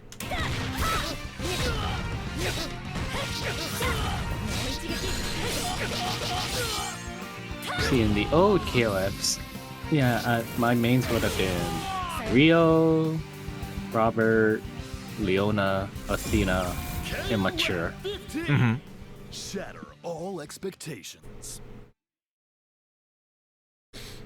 You didn't have like an end quote. Usually they have end quotes. They already have her say it in the video, which is like Yeah. somewhere in the middle. But I meant like at the Shadow Oral Yeah. expectations. Like usually they'll have like them saying something, Yeah. but I guess not. They're shattering our expectations, I guess. Yeah. I'm gonna make the biggest fart right now. That's why they explode. God.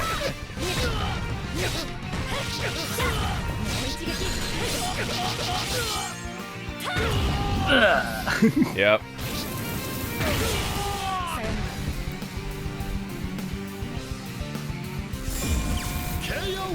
Her flip is a little weird, but I might. Yeah, might be, it is. Yeah. Do you Like, are you for the seeing that? initial- Are you- Yeah, Oh, hold on. Let me slow it down. Hold up.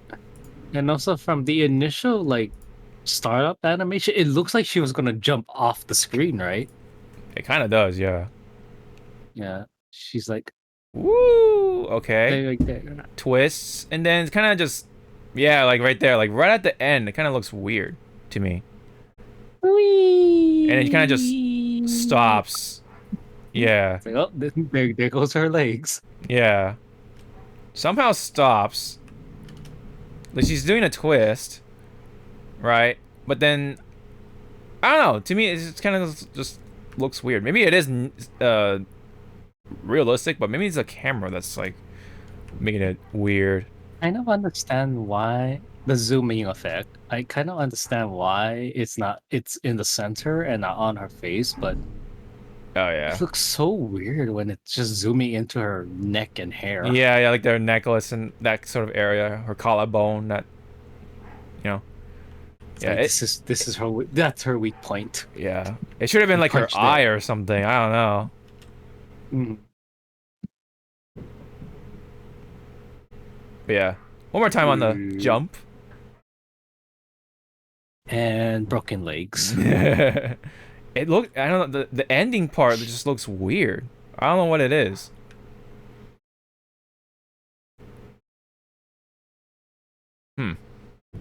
Can't. She's like, wee. Yeah.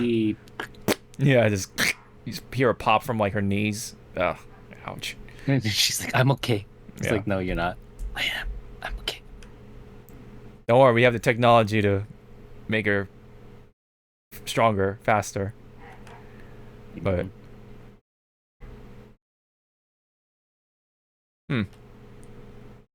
I mean, I at least I'm not the only one who kind of saw it that way. Like you saw it. But oh yeah, and her hair transforms to red because she has the Orochi blood. Just during her supers and stuff like that. There's no like, I don't think there's a like a trigger or anything like a V trigger type of thing for her power up state. I think she just does that during her supers. So neat. And then her super itself is pretty simple. Doesn't really do much except for chopping the shit out of her opponent. And her hair turns red and back to normal after. But I do like the effects on it. It's definitely come a long way. But let's talk about her looks, like her face and stuff like that. Let me see. Oops. Skip a few frames.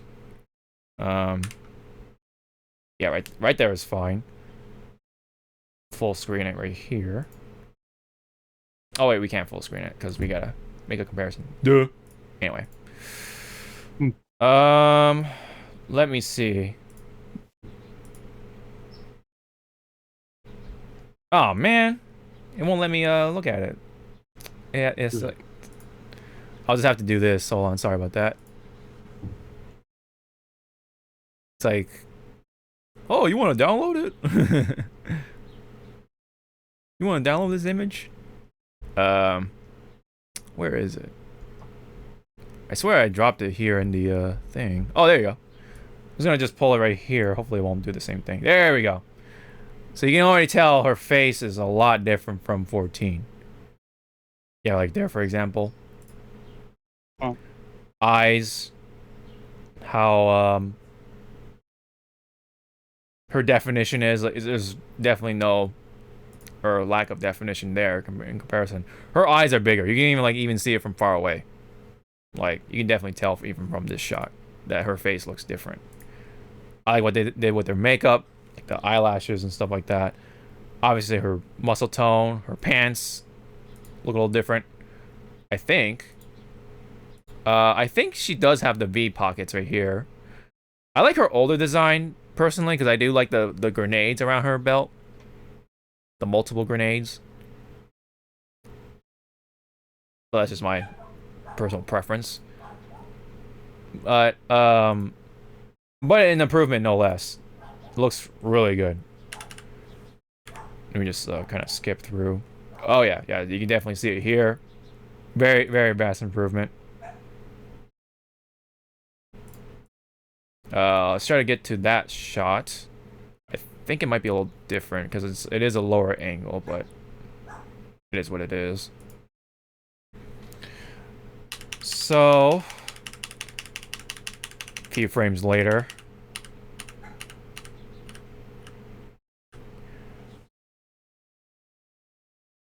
Right here.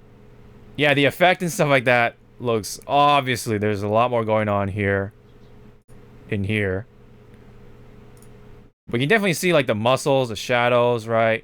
You can't even see her collarbone. Mm. There's a lot more going on here. Or here than here. I like the flame effect on her, like, hand, too. It looks really, really cool, actually. But overall, she looks really good.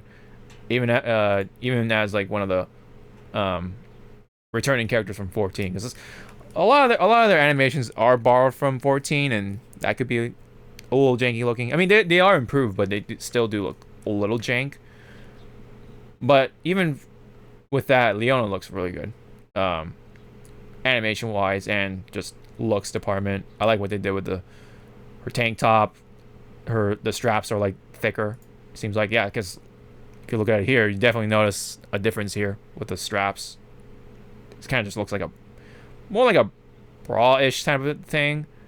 Here it looks like a tank top, like a short little tank top. And then the detail in the gloves, this which is fine here, yeah. But if you look at it from, I think it was like one of the beginning shots. Yeah, like you kind of see it here. Those look pretty good too. Her gloves look pretty good and stuff like that.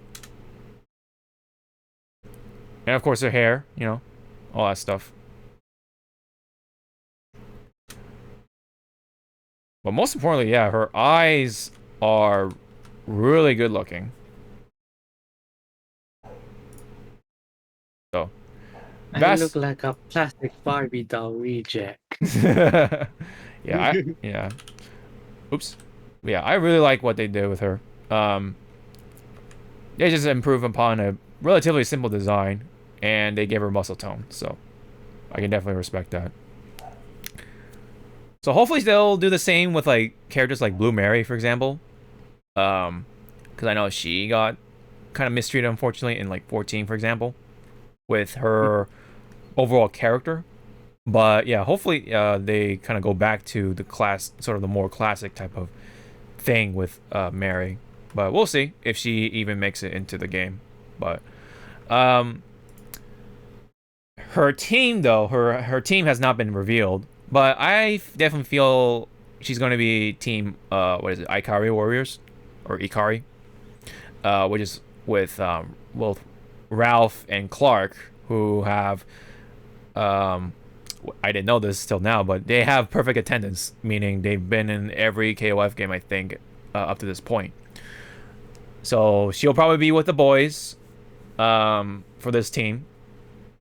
Otherwise, she could be possibly be with the women's team. Maybe. It could be with Mai and Yuri for the women's team. Could be someone else for the women's team. It could be Athena, for all we know. But I mean, I'm not sure about the lore around that, so I don't know if that's even possible. But it's a two-way street on this one. I mean, what do you think? If you are familiar with the Ikari Warriors and all that stuff. Yeah. I think it will be Ikari Warriors for the most part, or Ikari Warriors, but everyone says Ikari Warriors from like back in the day. So yeah, I think she'll stick with that team. Ralph and Clark are going to be back in there. I think Ralph and Clark are going to be in the same trailer if they're going to be revealed. Otherwise, yeah, possible that she could be on the women's team. We already thought that King was going to be in the women's team, but she's with the Art of Fighting team, which is Rio and Robert, who have been previously revealed. So, but yeah, either way, oh yeah, we can definitely see the sort of differences with her animations. So I'll just have that muted. Oh gosh, there's an ad right there, but Ooh. Furniture. Anyway. Furniture. Yeah, dude, she looks super different. Even just in the artwork here. The 3D artwork. She's like, I'm gonna kick your ass. Yeah, dude, look at Nakaru, like her eyes, man. Like they put like the little line right under their eyes, which kind of looks like they have like little bags in their eyes. Just, man, I'm a Barbie girl.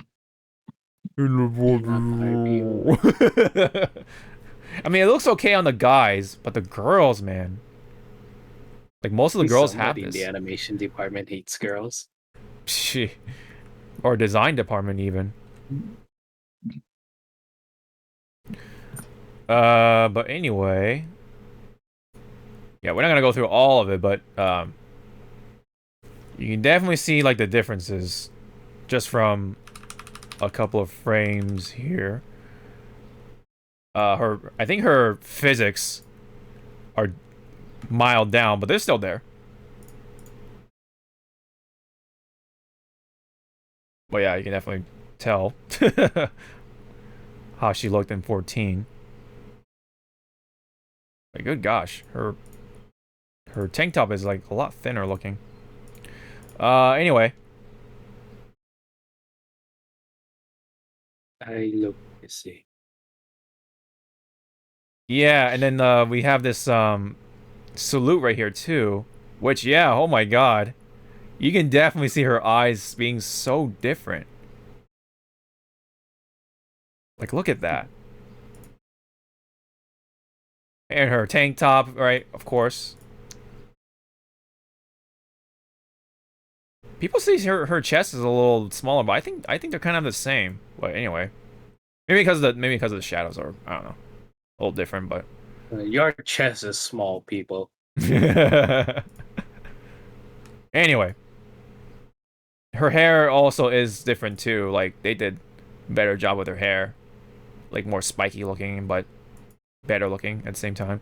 They try to do like the realistic follicle thing, which I can definitely see. There's a lot of lines, right? Her spikes on her ponytail are just like different too. But yeah, they definitely did that way better here. They just made it more wild, more animated looking. Just, good gosh. Oops. Yeah. Anyway. Other animations. Let me see. I think let's just do her super, because that's like the most obvious one. Let's see.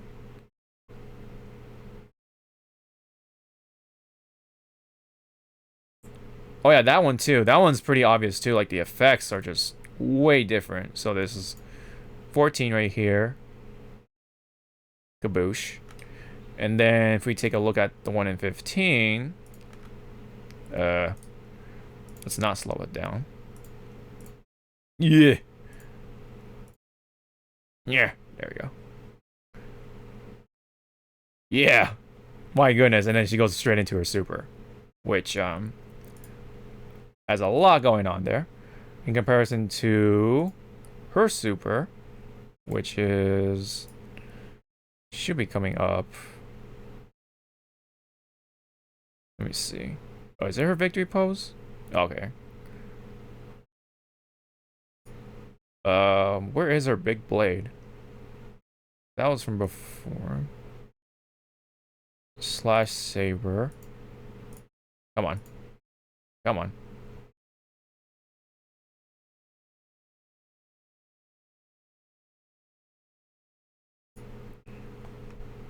Oh, her. Okay, it's just a hair thing. Okay, hold on.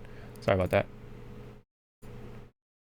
There's a V slasher. Where is it? I could have sworn it was in here, but anyway. Get the point. You know, she looks way better than 14 could have been. Vast improvement. So, good job on them for making Leona, for the most part, good. Her wind animation is could use some a little more work, but other than that, that's it.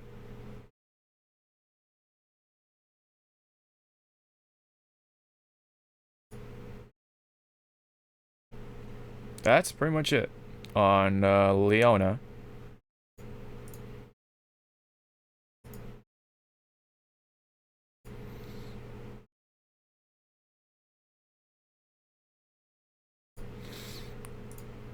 So, alright. Any other comments, Zawa? You want to say anything before we move on? Skip. Skip. Alrighty. We definitely had enough of Leona. But yeah, overall though, they've been doing a good job with 14 or 15, excuse me. Definitely more and more appealing with each trailer. More on more on fighting games, more specifically Guilty Gear. There was a full animation for her for Ino's super called Megalomania, which people can reference from a different game. Anyway, they show her super, which previously looked really cool in the trailer because they only showed the beginning part, like that part. And then it's just like, yeah, it ends with the projectiles, which is... Yeah. Rock on. Blink. Pew, pew, pew, pew, pew. Yeah. Well, she just shoots some hearts out of the little circles and stuff like that. Her amps and all that stuff. That's it? Yep. That's it. Yeah, the beginning part looks so cool, and then... Yeah, you know, projectile super. So, I mean, the utility is definitely there, obviously, but it actually is a command grab. So if you get hit by the command grab, you're guaranteed to get hit by the hearts and stuff. But she can actually just use it as a projectile super. So it's like a hybrid almost. So the utility is there. The aesthetics, unfortunately, doesn't follow through as well as it should have, or as we wished it did. But the beginning at least looks really cool. I guess we can give it that. I haven't seen Anji's super, so let's check that out. I hope it's there, but yeah. Guilty Gear Strive. I think there was a demo for him, so let me see. Gotta sit through this ad. And then let's see about his super. Because I actually have not seen it myself. Although I will say, some people say he's like underwhelming comparing to his old self. But he does have some interesting things like the spins, which is projectile invul. he has the. Oh, what is that? Is that a? That's supposed to be a launcher or something like that. Is that he like spins and goes into a launcher of sorts?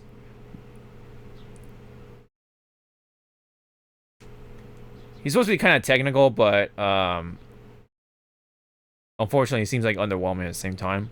Hopefully, maybe they'll fix him up in the final product, but yeah, that's just what I heard from like all the FGC people and stuff like that who tried out Anji.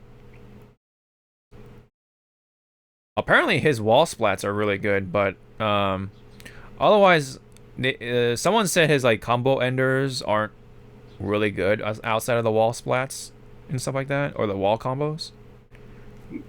So that's just what I heard anyway. So, anything you heard about Anji? You were watching Max playing Anji, right? So Yeah, but usually because I'm going based on me fighting against my boyfriend and his Anji. uh-huh. Most Anji players, Oh, that's right. Okay. they'll come at you. Like they'll just be poking you until they bring you to the corner, and then that's when they shine. Yeah, yeah. So doing this mid to corner combo is kind of new for me to see it. But to me, like mostly Anji players, they'll just do this 1-2-3 combo over and over again. Which is he grabs you, and then when you're on the ground trying to recover, he throws his projectile on you, which you can do a mix up because you're blocking the projectile, right? And once the projectile hits you, it becomes like a bird. It flies overhead and then comes straight down, and that gives Anji a way to come in. Like, am I going to hit high? Am I going to hit low? Are you going to block this bird or not? I see. Yeah, I forget that he has the Sonic Hurricane type of super. I forgot about that. Yeah, that was in the trailer. I just remembered now. And then he had that other. I think he had like one other super, which is just like a multi-hit attack super thing, which looks like a counter. Okay. Yeah, it's a counter. Okay, I see. Okay, makes sense.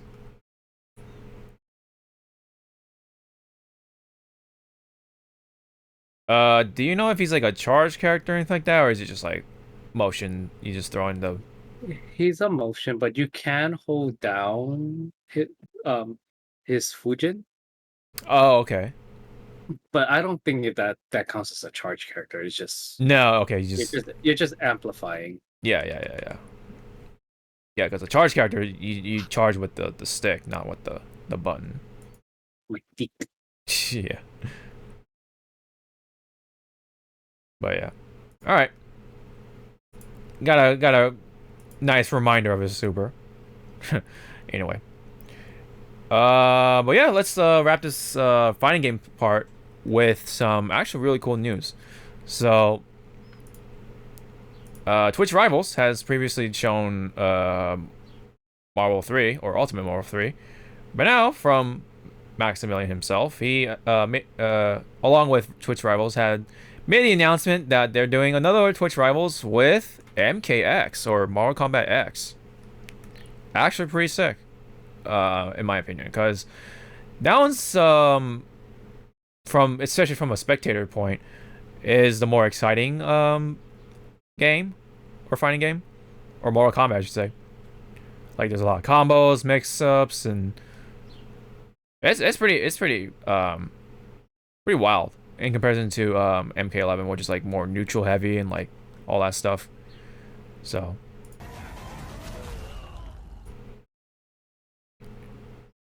yeah, let me see. When is the so the open qualifier, I think it's now open to everyone. So it's not an invitational, it's open for everyone. So there's an open qualifier, which is hosted by Aquaman, who is a commentator for mostly the MK or NetherRealm games, especially with like Injustice, Mortal Kombat, etc. On the 22nd of May, that will be hosted by him for the open qualifier, and then the main event is 2 days after that on at 12 o'clock. So 24th of May, mark down on the calendars if you're into watching MKX. So I do have fond memories of watching MKX. That was one of the first games I watched along with like Street Fighter 4 and stuff like that during 2015 ish. No, I think no, sorry. That was 2016, sorry, with MKX. Street Fighter 4 was whatchamacall? 2015. That was the last Street Fighter 4 tournament for Evo.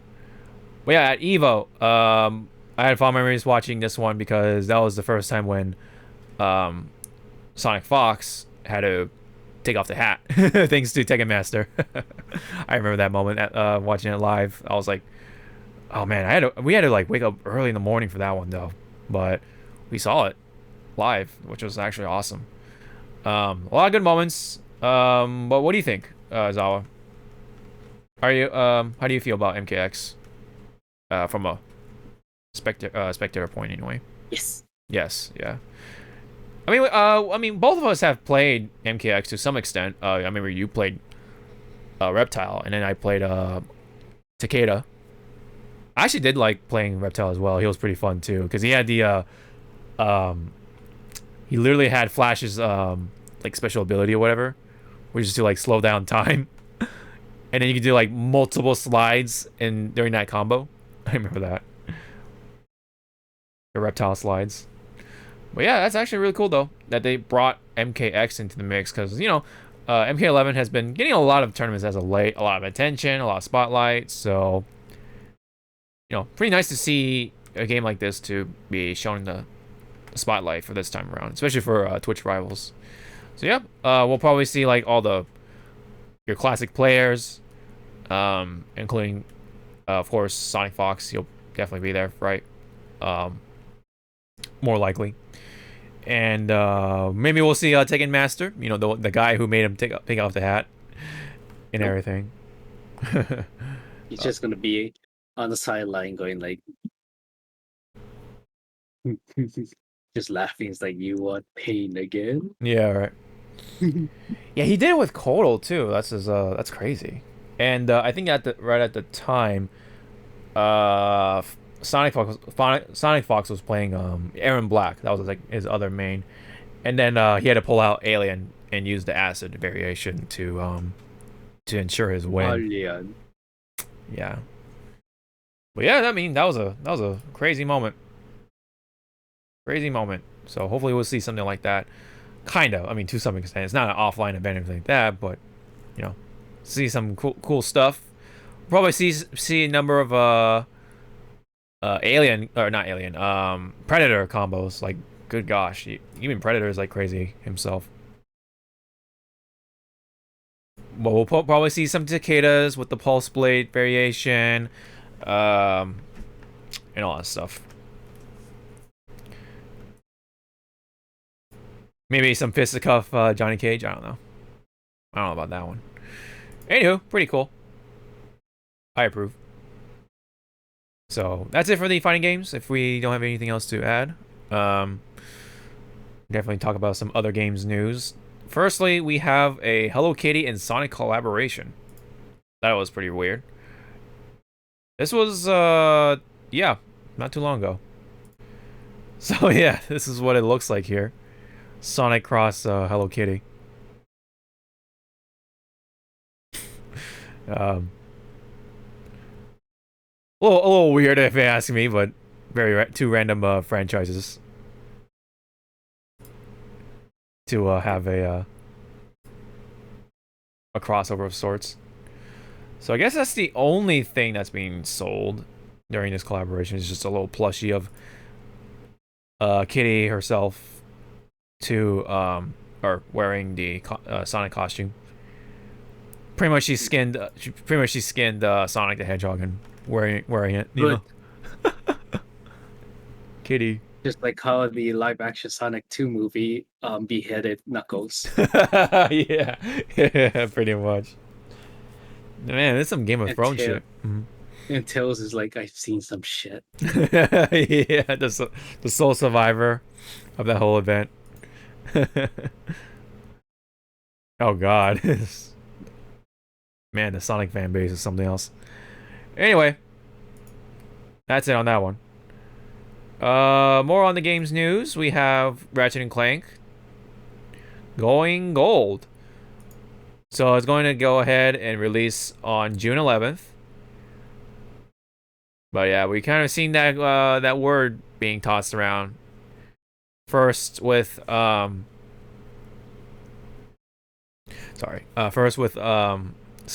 and we all know how that went. Nier Replicant did better, having to say it gone gold. So yeah, you know, Ratchet and Clank shouldn't be too bad since it's not, you know, exactly over or open world. So shouldn't be too buggy, but we'll see about that Trying one. to figure out if this whole sequence they have for Ratchet and Clank right now, if this is in game or was this just made for this announcement? Oh yeah. I don't know. You know, is this just the promotion or is this like really in game? Yeah, good question. Because is that a real trophy? Is this like I know, right? like these are questions? And it'd be so funny, like she didn't catch it and she just gets whacked by it. Yeah, like completely in the face, you know. Completely And you just see on eats. screen. Yeah. You've died. Yeah. Oh yeah. The Dark Souls thing. So yep. Congrats on, or I wish the best for Zombie Games. Congrats on going gold for this game. So for those who are looking forward to it, I hope for the best. Hopefully it turns out to be a good product and all that stuff. So okay. Now for some Genshin Impact news. We haven't talked about Genshin for a hot minute, but this is just a little teaser involving with Eula, the new character that's coming up. This is in English, but whatever. Oh, such Thanks savages. for sharing the table with me. To think all the other patrons are actually avoiding me. I'll remember this. I do have some words to say about it, though. Seriously, they care that much about my lineage? Even if I were out for vengeance, they'd have to wait their turn.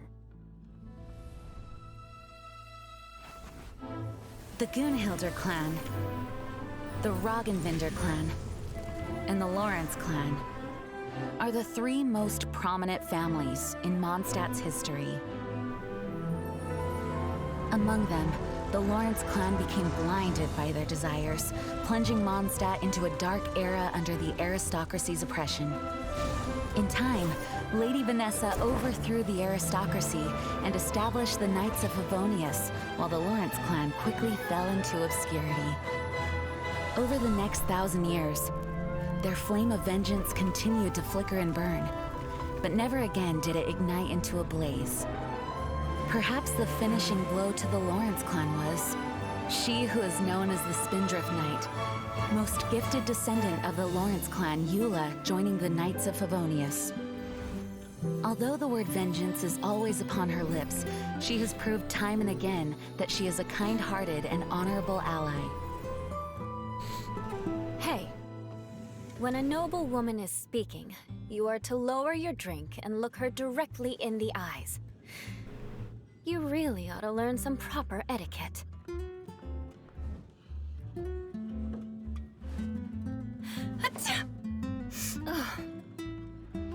Wash your hands, damn it! Another girl talking about me behind my back again.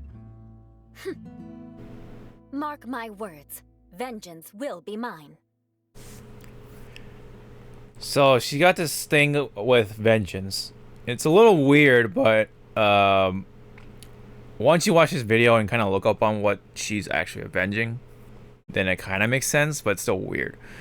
So as explained, the Lawrence family is like the evil family. They were oppressive or whatever. They had slaves or whatever, or something like that. I think that's somewhere in the written lore.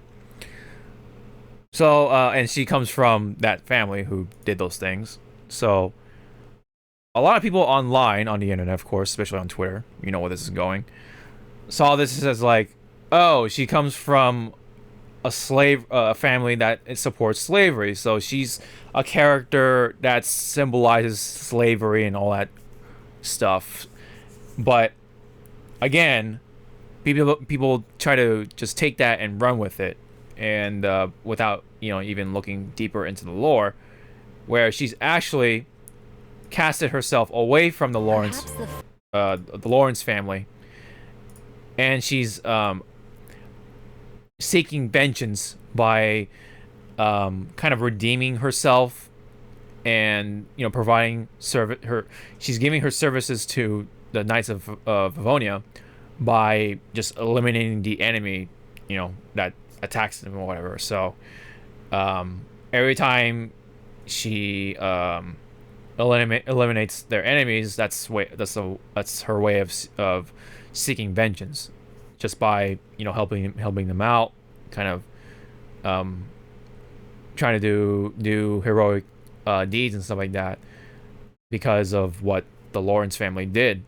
So that's pretty much the basis of it, the layman's terms, kind of sort of my explanation. I try to like simplify it, but still weird that she calls it vengeance. But so if you just from hearing that, people are just gonna be like, wait, what? So she's kind of like a dark character or whatever. But no, she just wants to sort of drift away from the Lawrence family name in a way, or like what they've believed in, and perhaps trying to put a new face on the Lawrence name, and try have people see that as a way to see them in the light, instead of like with the eyes of hate or whatever, because of what they did in the past. So yeah, so there's a bit of a controversy when she was first announced or was first leaked, because of there's only a little bit of lore that was provided, basically saying that she comes from a family that supported slavery. So people thought she's a character who supported that. So but then there are people that are just like, well, why is it necessary to mention these stories then, or have these in these storylines? Well, that only makes her more interesting. She comes from she's a good character that comes from a shitty background, you know what I mean, from a family that did these things, and now she's trying to kind of redeem herself, or or whatever, by helping out the heroes or whatever, the good guys in this story here. So I don't know. It's kind of that whole thing again with what happened with hashtag what was it? Oh god, what was it? It was it's just had to do with cancel Genshin Impact or whatever. It's like that whole dumb cancel culture thing that was going on. It was like hashtag reject in Genshin Impact or something like that. But then it didn't really turn out well, because no one really cared about it at the end of the day, because people are still playing the game, like myself. It's just that the whole point is just that just because you add these storylines and stuff like that does not mean that makes the story bad or anything like that. That just makes it's just providing some interesting background for the characters or whatever, depending on how you pull it off. Obviously, if you just throw in the slavery thing just for the sake of things, then it just, that's not good. But if you make it so that it makes it actually adds to what the character is doing, or what the character is getting away from, or if it provides a reason for a character to act this way, then sure, yeah. I mean, that's great, So yeah, it kind of goes back to the whole thing with, like, remember, like, we were talking about how they're using indigenous tribe references and stuff like that to their enemies. So people thought, oh, it's a attack on indigenous tribes. Like, no, that's just what they're using for inspiration and stuff like that. Like we were talking about earlier with the whole Resident Evil conundrum with the plagiarism, quote unquote. It's inspiration, stuff like that. So it doesn't really mean anything. It's just for the sake of adding interesting sort of twists and sort of flares to the story, as long as it's used within reason. So yeah, it's kind of the situation around it. Before people kind of just forgot about it, but yeah, that is where Eula is coming from. Will I roll for her? More likely, yeah, because I think her design looks pretty cool. I like her her role, which is basically cryo DPS. She's straight up damage. Doesn't have anything else much to her, but for those who want cryo DPS, yeah, that's pretty much it. So, all right, that's it on that one. Let's move on to here, unless you have something to add or anything to interject. Nope. Alrighty. All right. Some quick news on RE8. It made over 3 million sales, or sold over 3 million units. So congrats on Capcom for another good launch.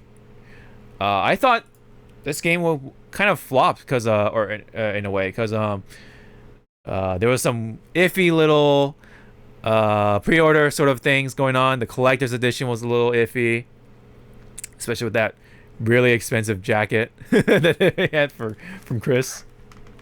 I don't know if people remember that one, but anyway, there was that coat that Chris was wearing in the game, and then some people bought it for the collector's edition or whatever, which cost like what, $1,000 or something like that. Like it was mad expensive for like a basic looking jacket. But anyway, the game turned out great. A lot of people are liking it, and it does shift away from what made RE in the first place, like the whole horror thing, and people have been saying this is more like action based and stuff like that. But I haven't played the game myself. I just watched other people play it. Been catching up on the lore for this game. It does have some interesting things, so I don't know. I think it looks fine for what it is. I don't know about you. Have you been just watching people playing it? Yep. Yeah. I mean, I might buy it later on, but I don't know. It's still on the maybe side. Yeah, the maybe side, yeah. I'm not really into playing RE, but I've been always interested in the lore of Resident Evil. So I know the basics for the most part when it comes to story, but yeah, gameplay wise, not really my cup of tea. Just from sort of looking at it. So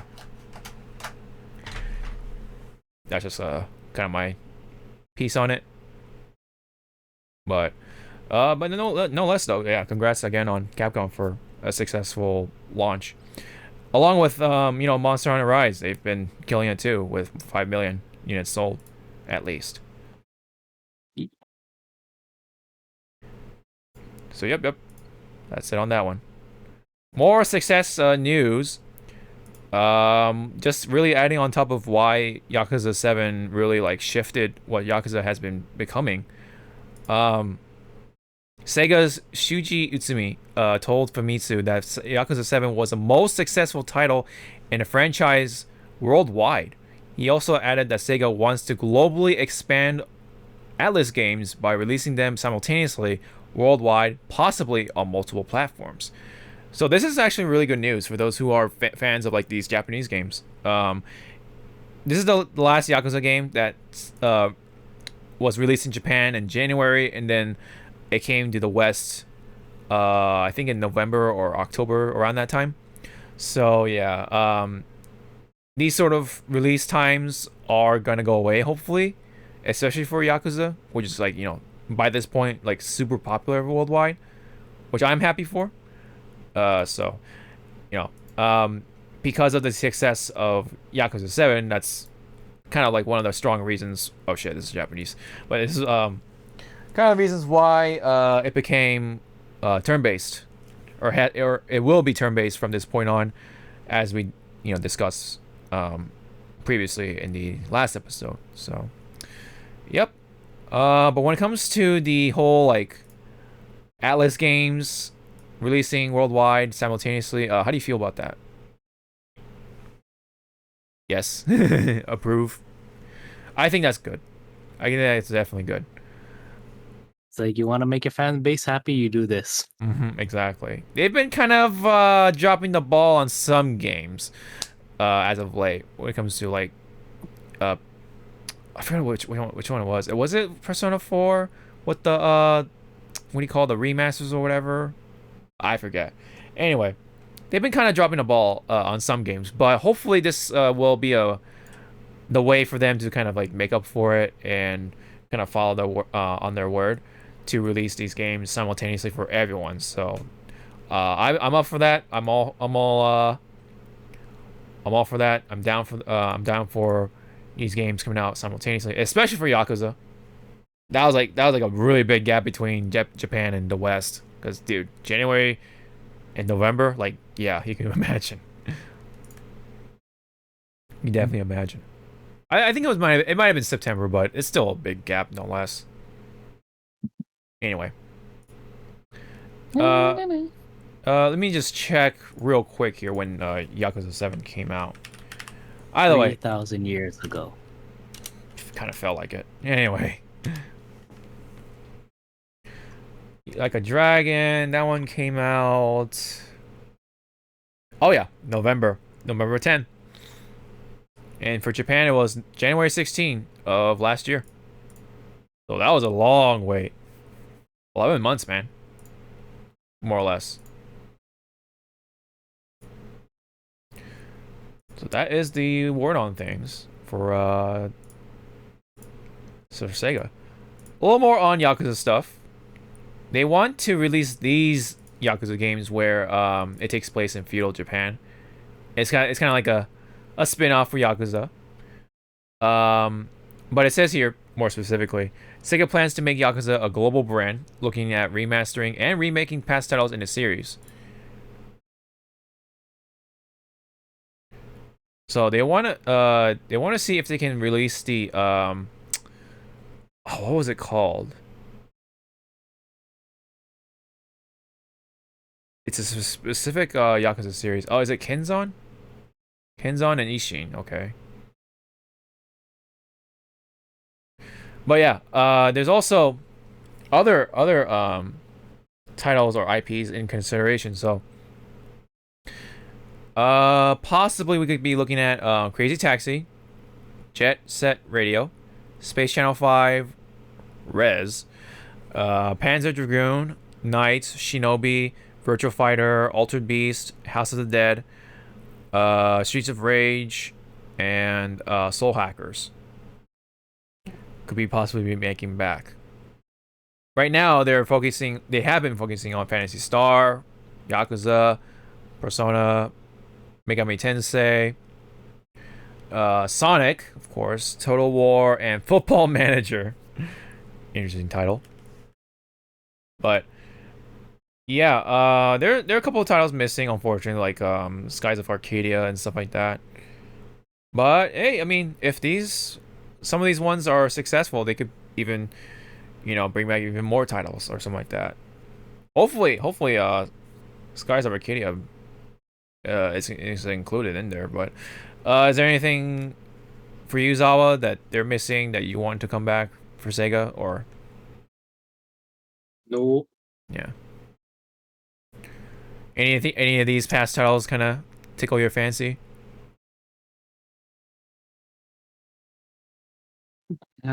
Crazy Taxi, but what Yeah. songs would they slap into it?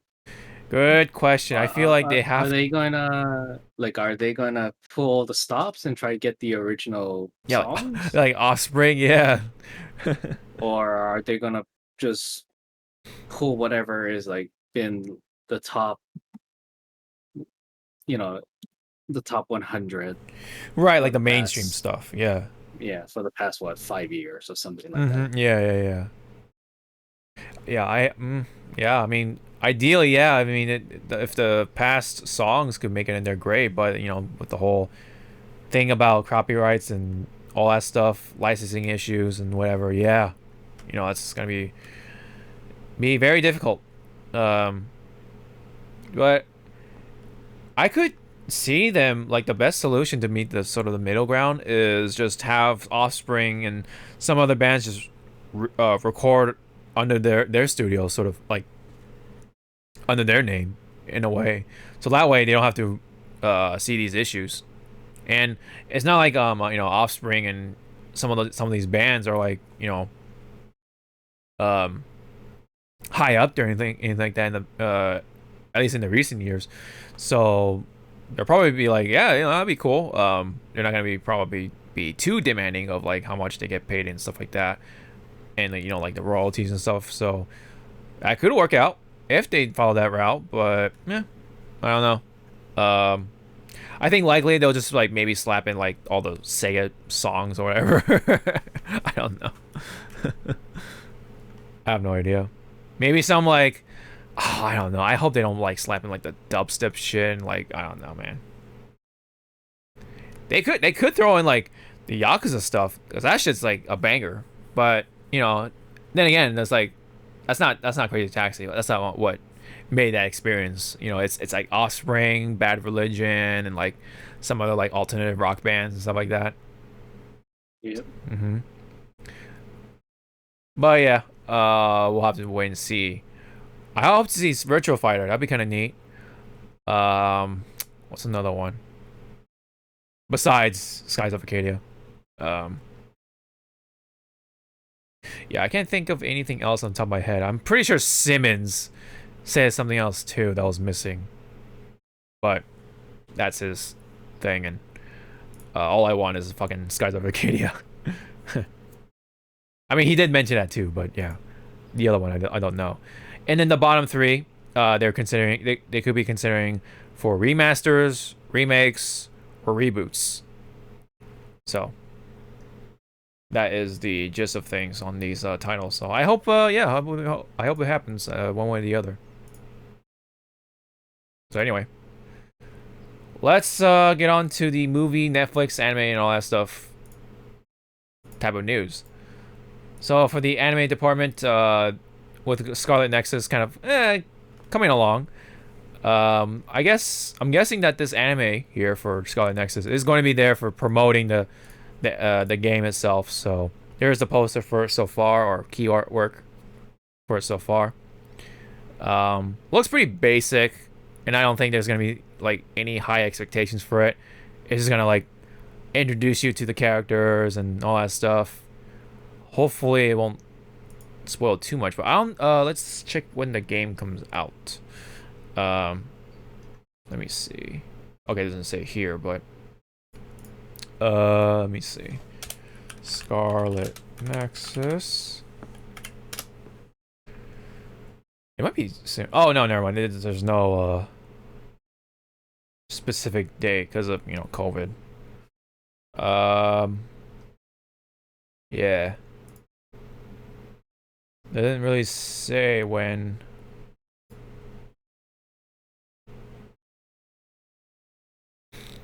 Let me see. Blah blah blah.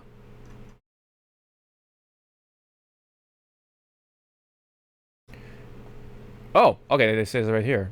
June 25th. Okay, so it is coming before the anime. Alright, cool. So probably I'll follow up the storyline for the game itself, and then promote the game itself also along during that process. Oh, okay, so it's from Sunrise, so that's the Gundam people. Yep. Alright, it's neat. Let's just check out the trailer real quick here. Yeah.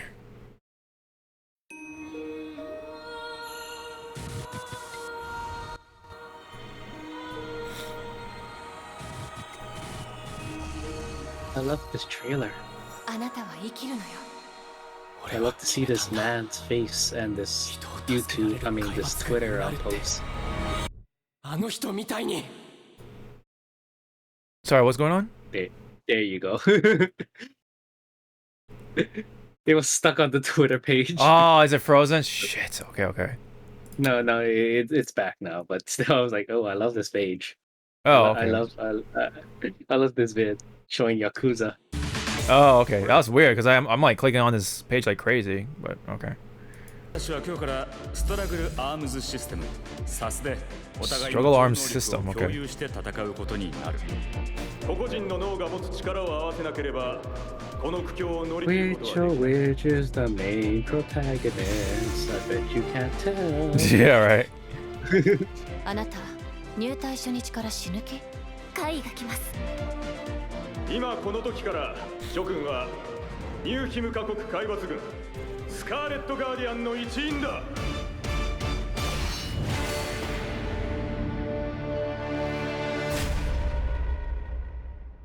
My great grandmother's name was Ilya.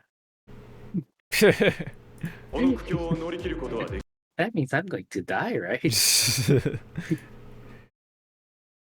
Yeah, remember we talked about, you know, the whole thing with like designs kind of looking similar with each other and stuff like that earlier. You know, I wonder if someone will step up to the plate and be like, "Oh yeah, these flower monsters look similar to this movie or whatever." With legs, yeah. You know, these flower bouquets with legs. Jesus Christ. Yeah. Hi, I look like Ruby, but I'm not really Ruby, but I look like Ruby. Yeah, right. Oh yeah, that's not. I mean, funny you mentioned that. Fucking Ruby. Where did that come from, right? I wonder where Yang got her design from. You know. From Electabuzz from Pokemon. Like the bus from Pokemon. Well, there's a character from Akame ga Kill who involves with a character named Leona, I think. Yeah, it's got blonde hair. Got vaguely similar things, but yeah. I've seen some connections with her and that character and Leona. Or Yang and Leona, excuse me. Yep. Yep. Do you know what I'm talking about with have you heard of that anime? I think so. but- Akame ga Kill. I think you would recognize if you like just look at it, but Yep. yeah. Anyhow, looks pretty straightforward. There's nothing really going on much with the animation. Nothing special or anything like that, so seems like it'll do the job to kind of retell the story or something like that. Just another way to consume Scarlet Nexus. It might be just, I don't know. It looks like it's going to be a prequel, quote unquote, like right before the main story of Nexus, but I don't know. That could be a way to, you know, play the game. Like, oh, what happens next? Play the game. Anyway, now we can move on to the Marvel side of things. There was a poster for Loki, the series that's coming up in June. So there's the poster right there. You got Owen Wilson right there, pretty up front, kind of nice. Wow. Wow. A poster. Wow. Yep. Wow. Yep. Airing on Wednesdays instead of Fridays. Why? Kind of random, right? On Wednesdays. Wednesdays are the new Fridays. Well, that screws up a lot because not really, because since now I'm an opener for my work. It's just that do I wait for my friends? Because I stream it for them. Yeah. Now do we watch it on release day, or do I wait till Friday? That's gonna be tough because of, you know, how many people are gonna be talking about it on Twitter, so And also, like, how long are each episodes? 30 minutes? I say Hour? probably an hour. Yeah, close to an hour. Maybe like 40 5 minutes. Yeah. Wait, did you say 5 minutes? Yep, 5 minutes. 5 minutes. No way. 5 minutes. That'd be funny, actually. Why? They did it with the Clone Wars cartoon. back Oh in yeah, the it's a day. cartoon, but here, this is Marvel, dude. This is MCU with Tom Hiddleston, and you're gonna have 5-minute episodes.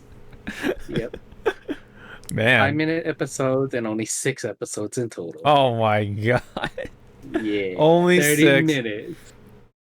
that'd be hilarious.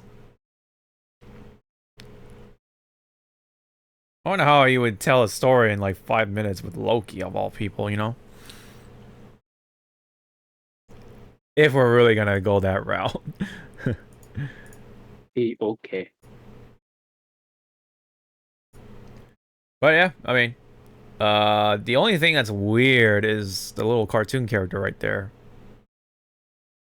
Probably, I think it was in the trailer, maybe for a little bit, but I'm not too sure what's going on, but yeah. Let's see if we can zoom in on that. Okay, just a little bit. It's like a clock or something, so I guess, something to do with time.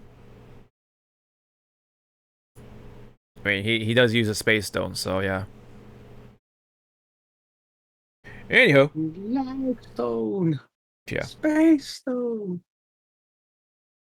Space Stone was the one with the square, the box, right? In MVCI. Box Yeah.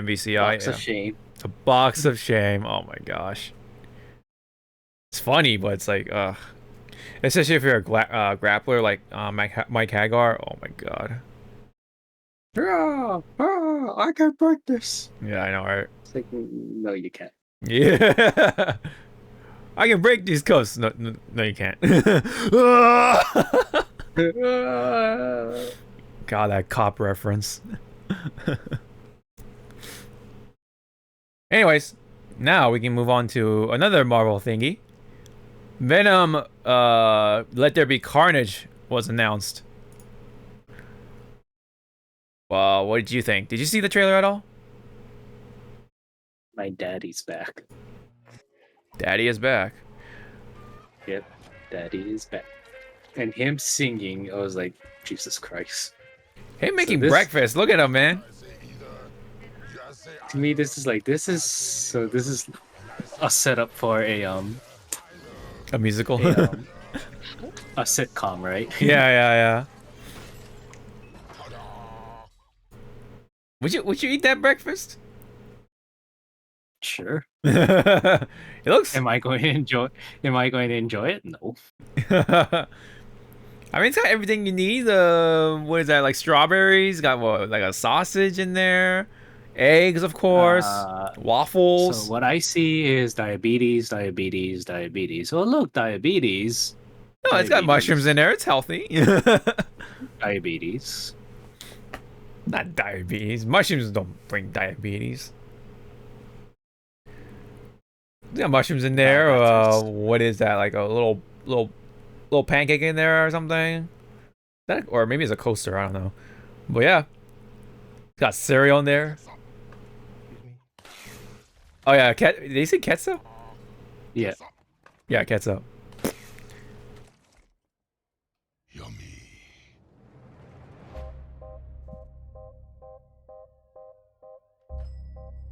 Good evening, Eddie. Hey, Mrs. Chen. Good evening, Venom. Mrs. Chen. He says hi. Fucking Venom, dude. So I guess they can't hear him, but they can see him, right? So, because the voice is in his head, or Eddie Brock's head. But when he comes out, yeah, I mean that's when they can hear him. It seems like. And then we have Woody Harrelson as what's Carnage's real name? I forget his name. Cletus Cassidy. Oh yeah, Cassidy. Yeah, that's right. Cletus. Yeah, Cletus Cassidy. Yeah. Cletus. And how do we leave them? Waiting in the darkness for the rescuer who never comes. Welcome back, Eddie Brock. I'm kind of glad they cut his hair. Miss you. Yeah, see, it's like shorter and stuff like that. I didn't like the hair in the what is it, the end credits or whatever, the post credits. It kind of just like looked like made him look like Ronald McDonald type of character.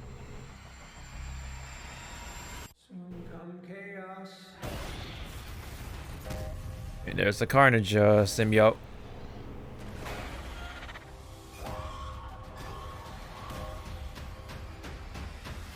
Chaos soon come.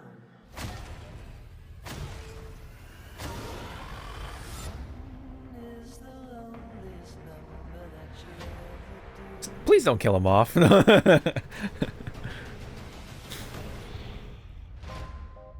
Please don't kill him off. Hasn't arrived yet. No! We had a deal.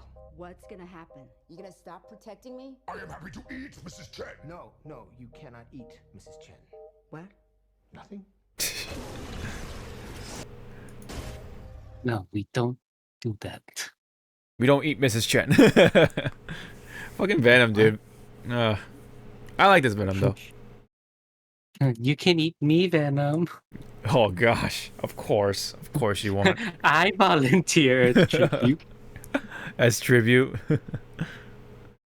Oh wow, it didn't say when exactly. And this is only in movie theaters, so that's kind of unfortunate. Try again. Try again, Sony. Try again. They're gonna slap like streaming somewhere, and I'm gonna laugh my ass off. Oh, okay, September 24th. Okay, I see. But we don't know how the situation is gonna turn out. It could be worse. Could be maybe better. Yeah. We never know. This shit looks fucking awful. Okay. I mean, looks fine. I mean,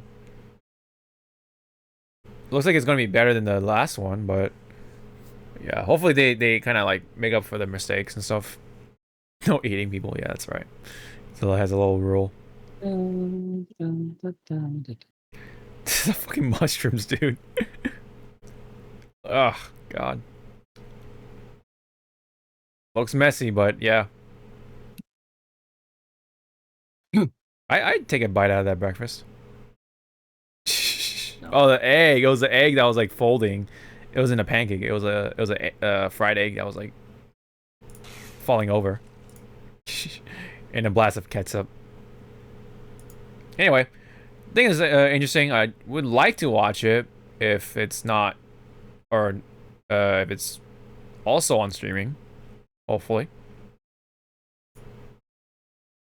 Yep. What about you? Are you for streaming, or are you gonna catch this in theaters? Depends. Depends. But yeah, you know, Venom is coming no less, so pretty cool. All right, now we can wrap it up with some memes. There's some really silly ones this time around, involving with RE 8 or Village. Village, yep. So there was a mod. You know how those modders are. They were able to replace the baby with Chris's model, or at least his head anyway. So it looks like it looks so stupid. Oh my god. His eyes. Oh, his eyes, dude. His hands. He's got the baby hands, but Chris's like eyes are just weird. Oh man. It looks so funny. Any comments?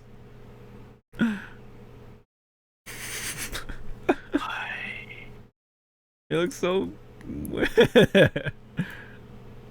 so weird. Oh gosh, what's going on here? Huh. Could be a spoiler, I guess, but anyway. Yep. Spoilers. I wouldn't know. I mean, anyway. Just him wearing, or someone wearing the ugly Mega Man costume. And then there's this mod right here. This is from, I think it's Resident Evil 3 remake, right? Yep. And then they swap in the models with Carlos and Jill for Mr. X and Lady Dimitrescu. Yeah. Oh my god, this is hilarious. But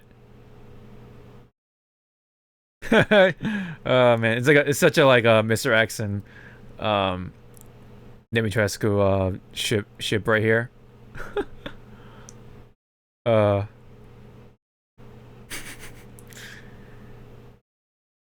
You can always count on those modders to make things a lot more entertaining with these games. They got the talent and skill to pull these 3D models and swap them into the whatever game. I'm actually really impressed that it kind of like actually fits too. Like her face and stuff like that, her rig and everything like fits. You know, and so like her expressions are coming out like all perfect. And then Mr. X is like Mr. X, you know. Yeah, I wonder how they do it. It's kind of an interesting process, I feel. I imagine it takes some time, but once you kind of get the ropes, it's like kind of like clockwork, you know.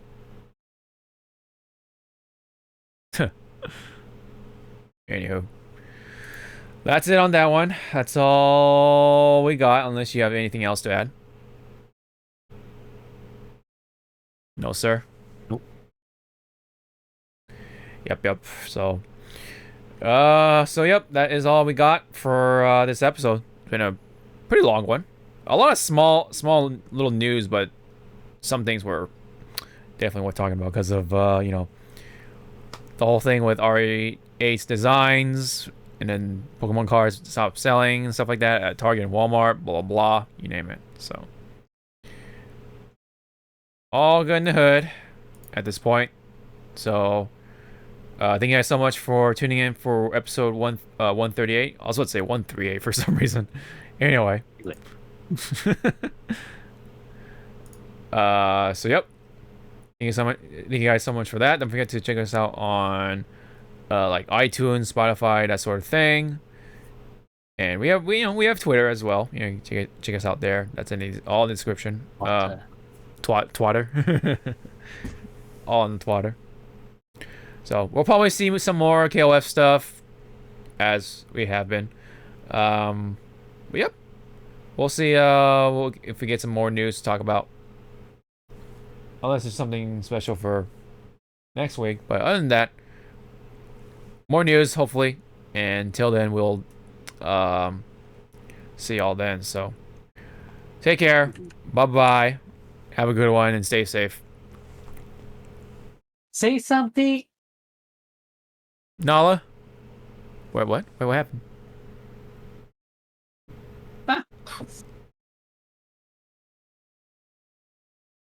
Say goodbye. She's like opening her mouth, but I don't hear anything from her. Because her pitch is so high, you cannot hear. Oh. Goodbye. Say goodbye. What's your cat doing? Alright.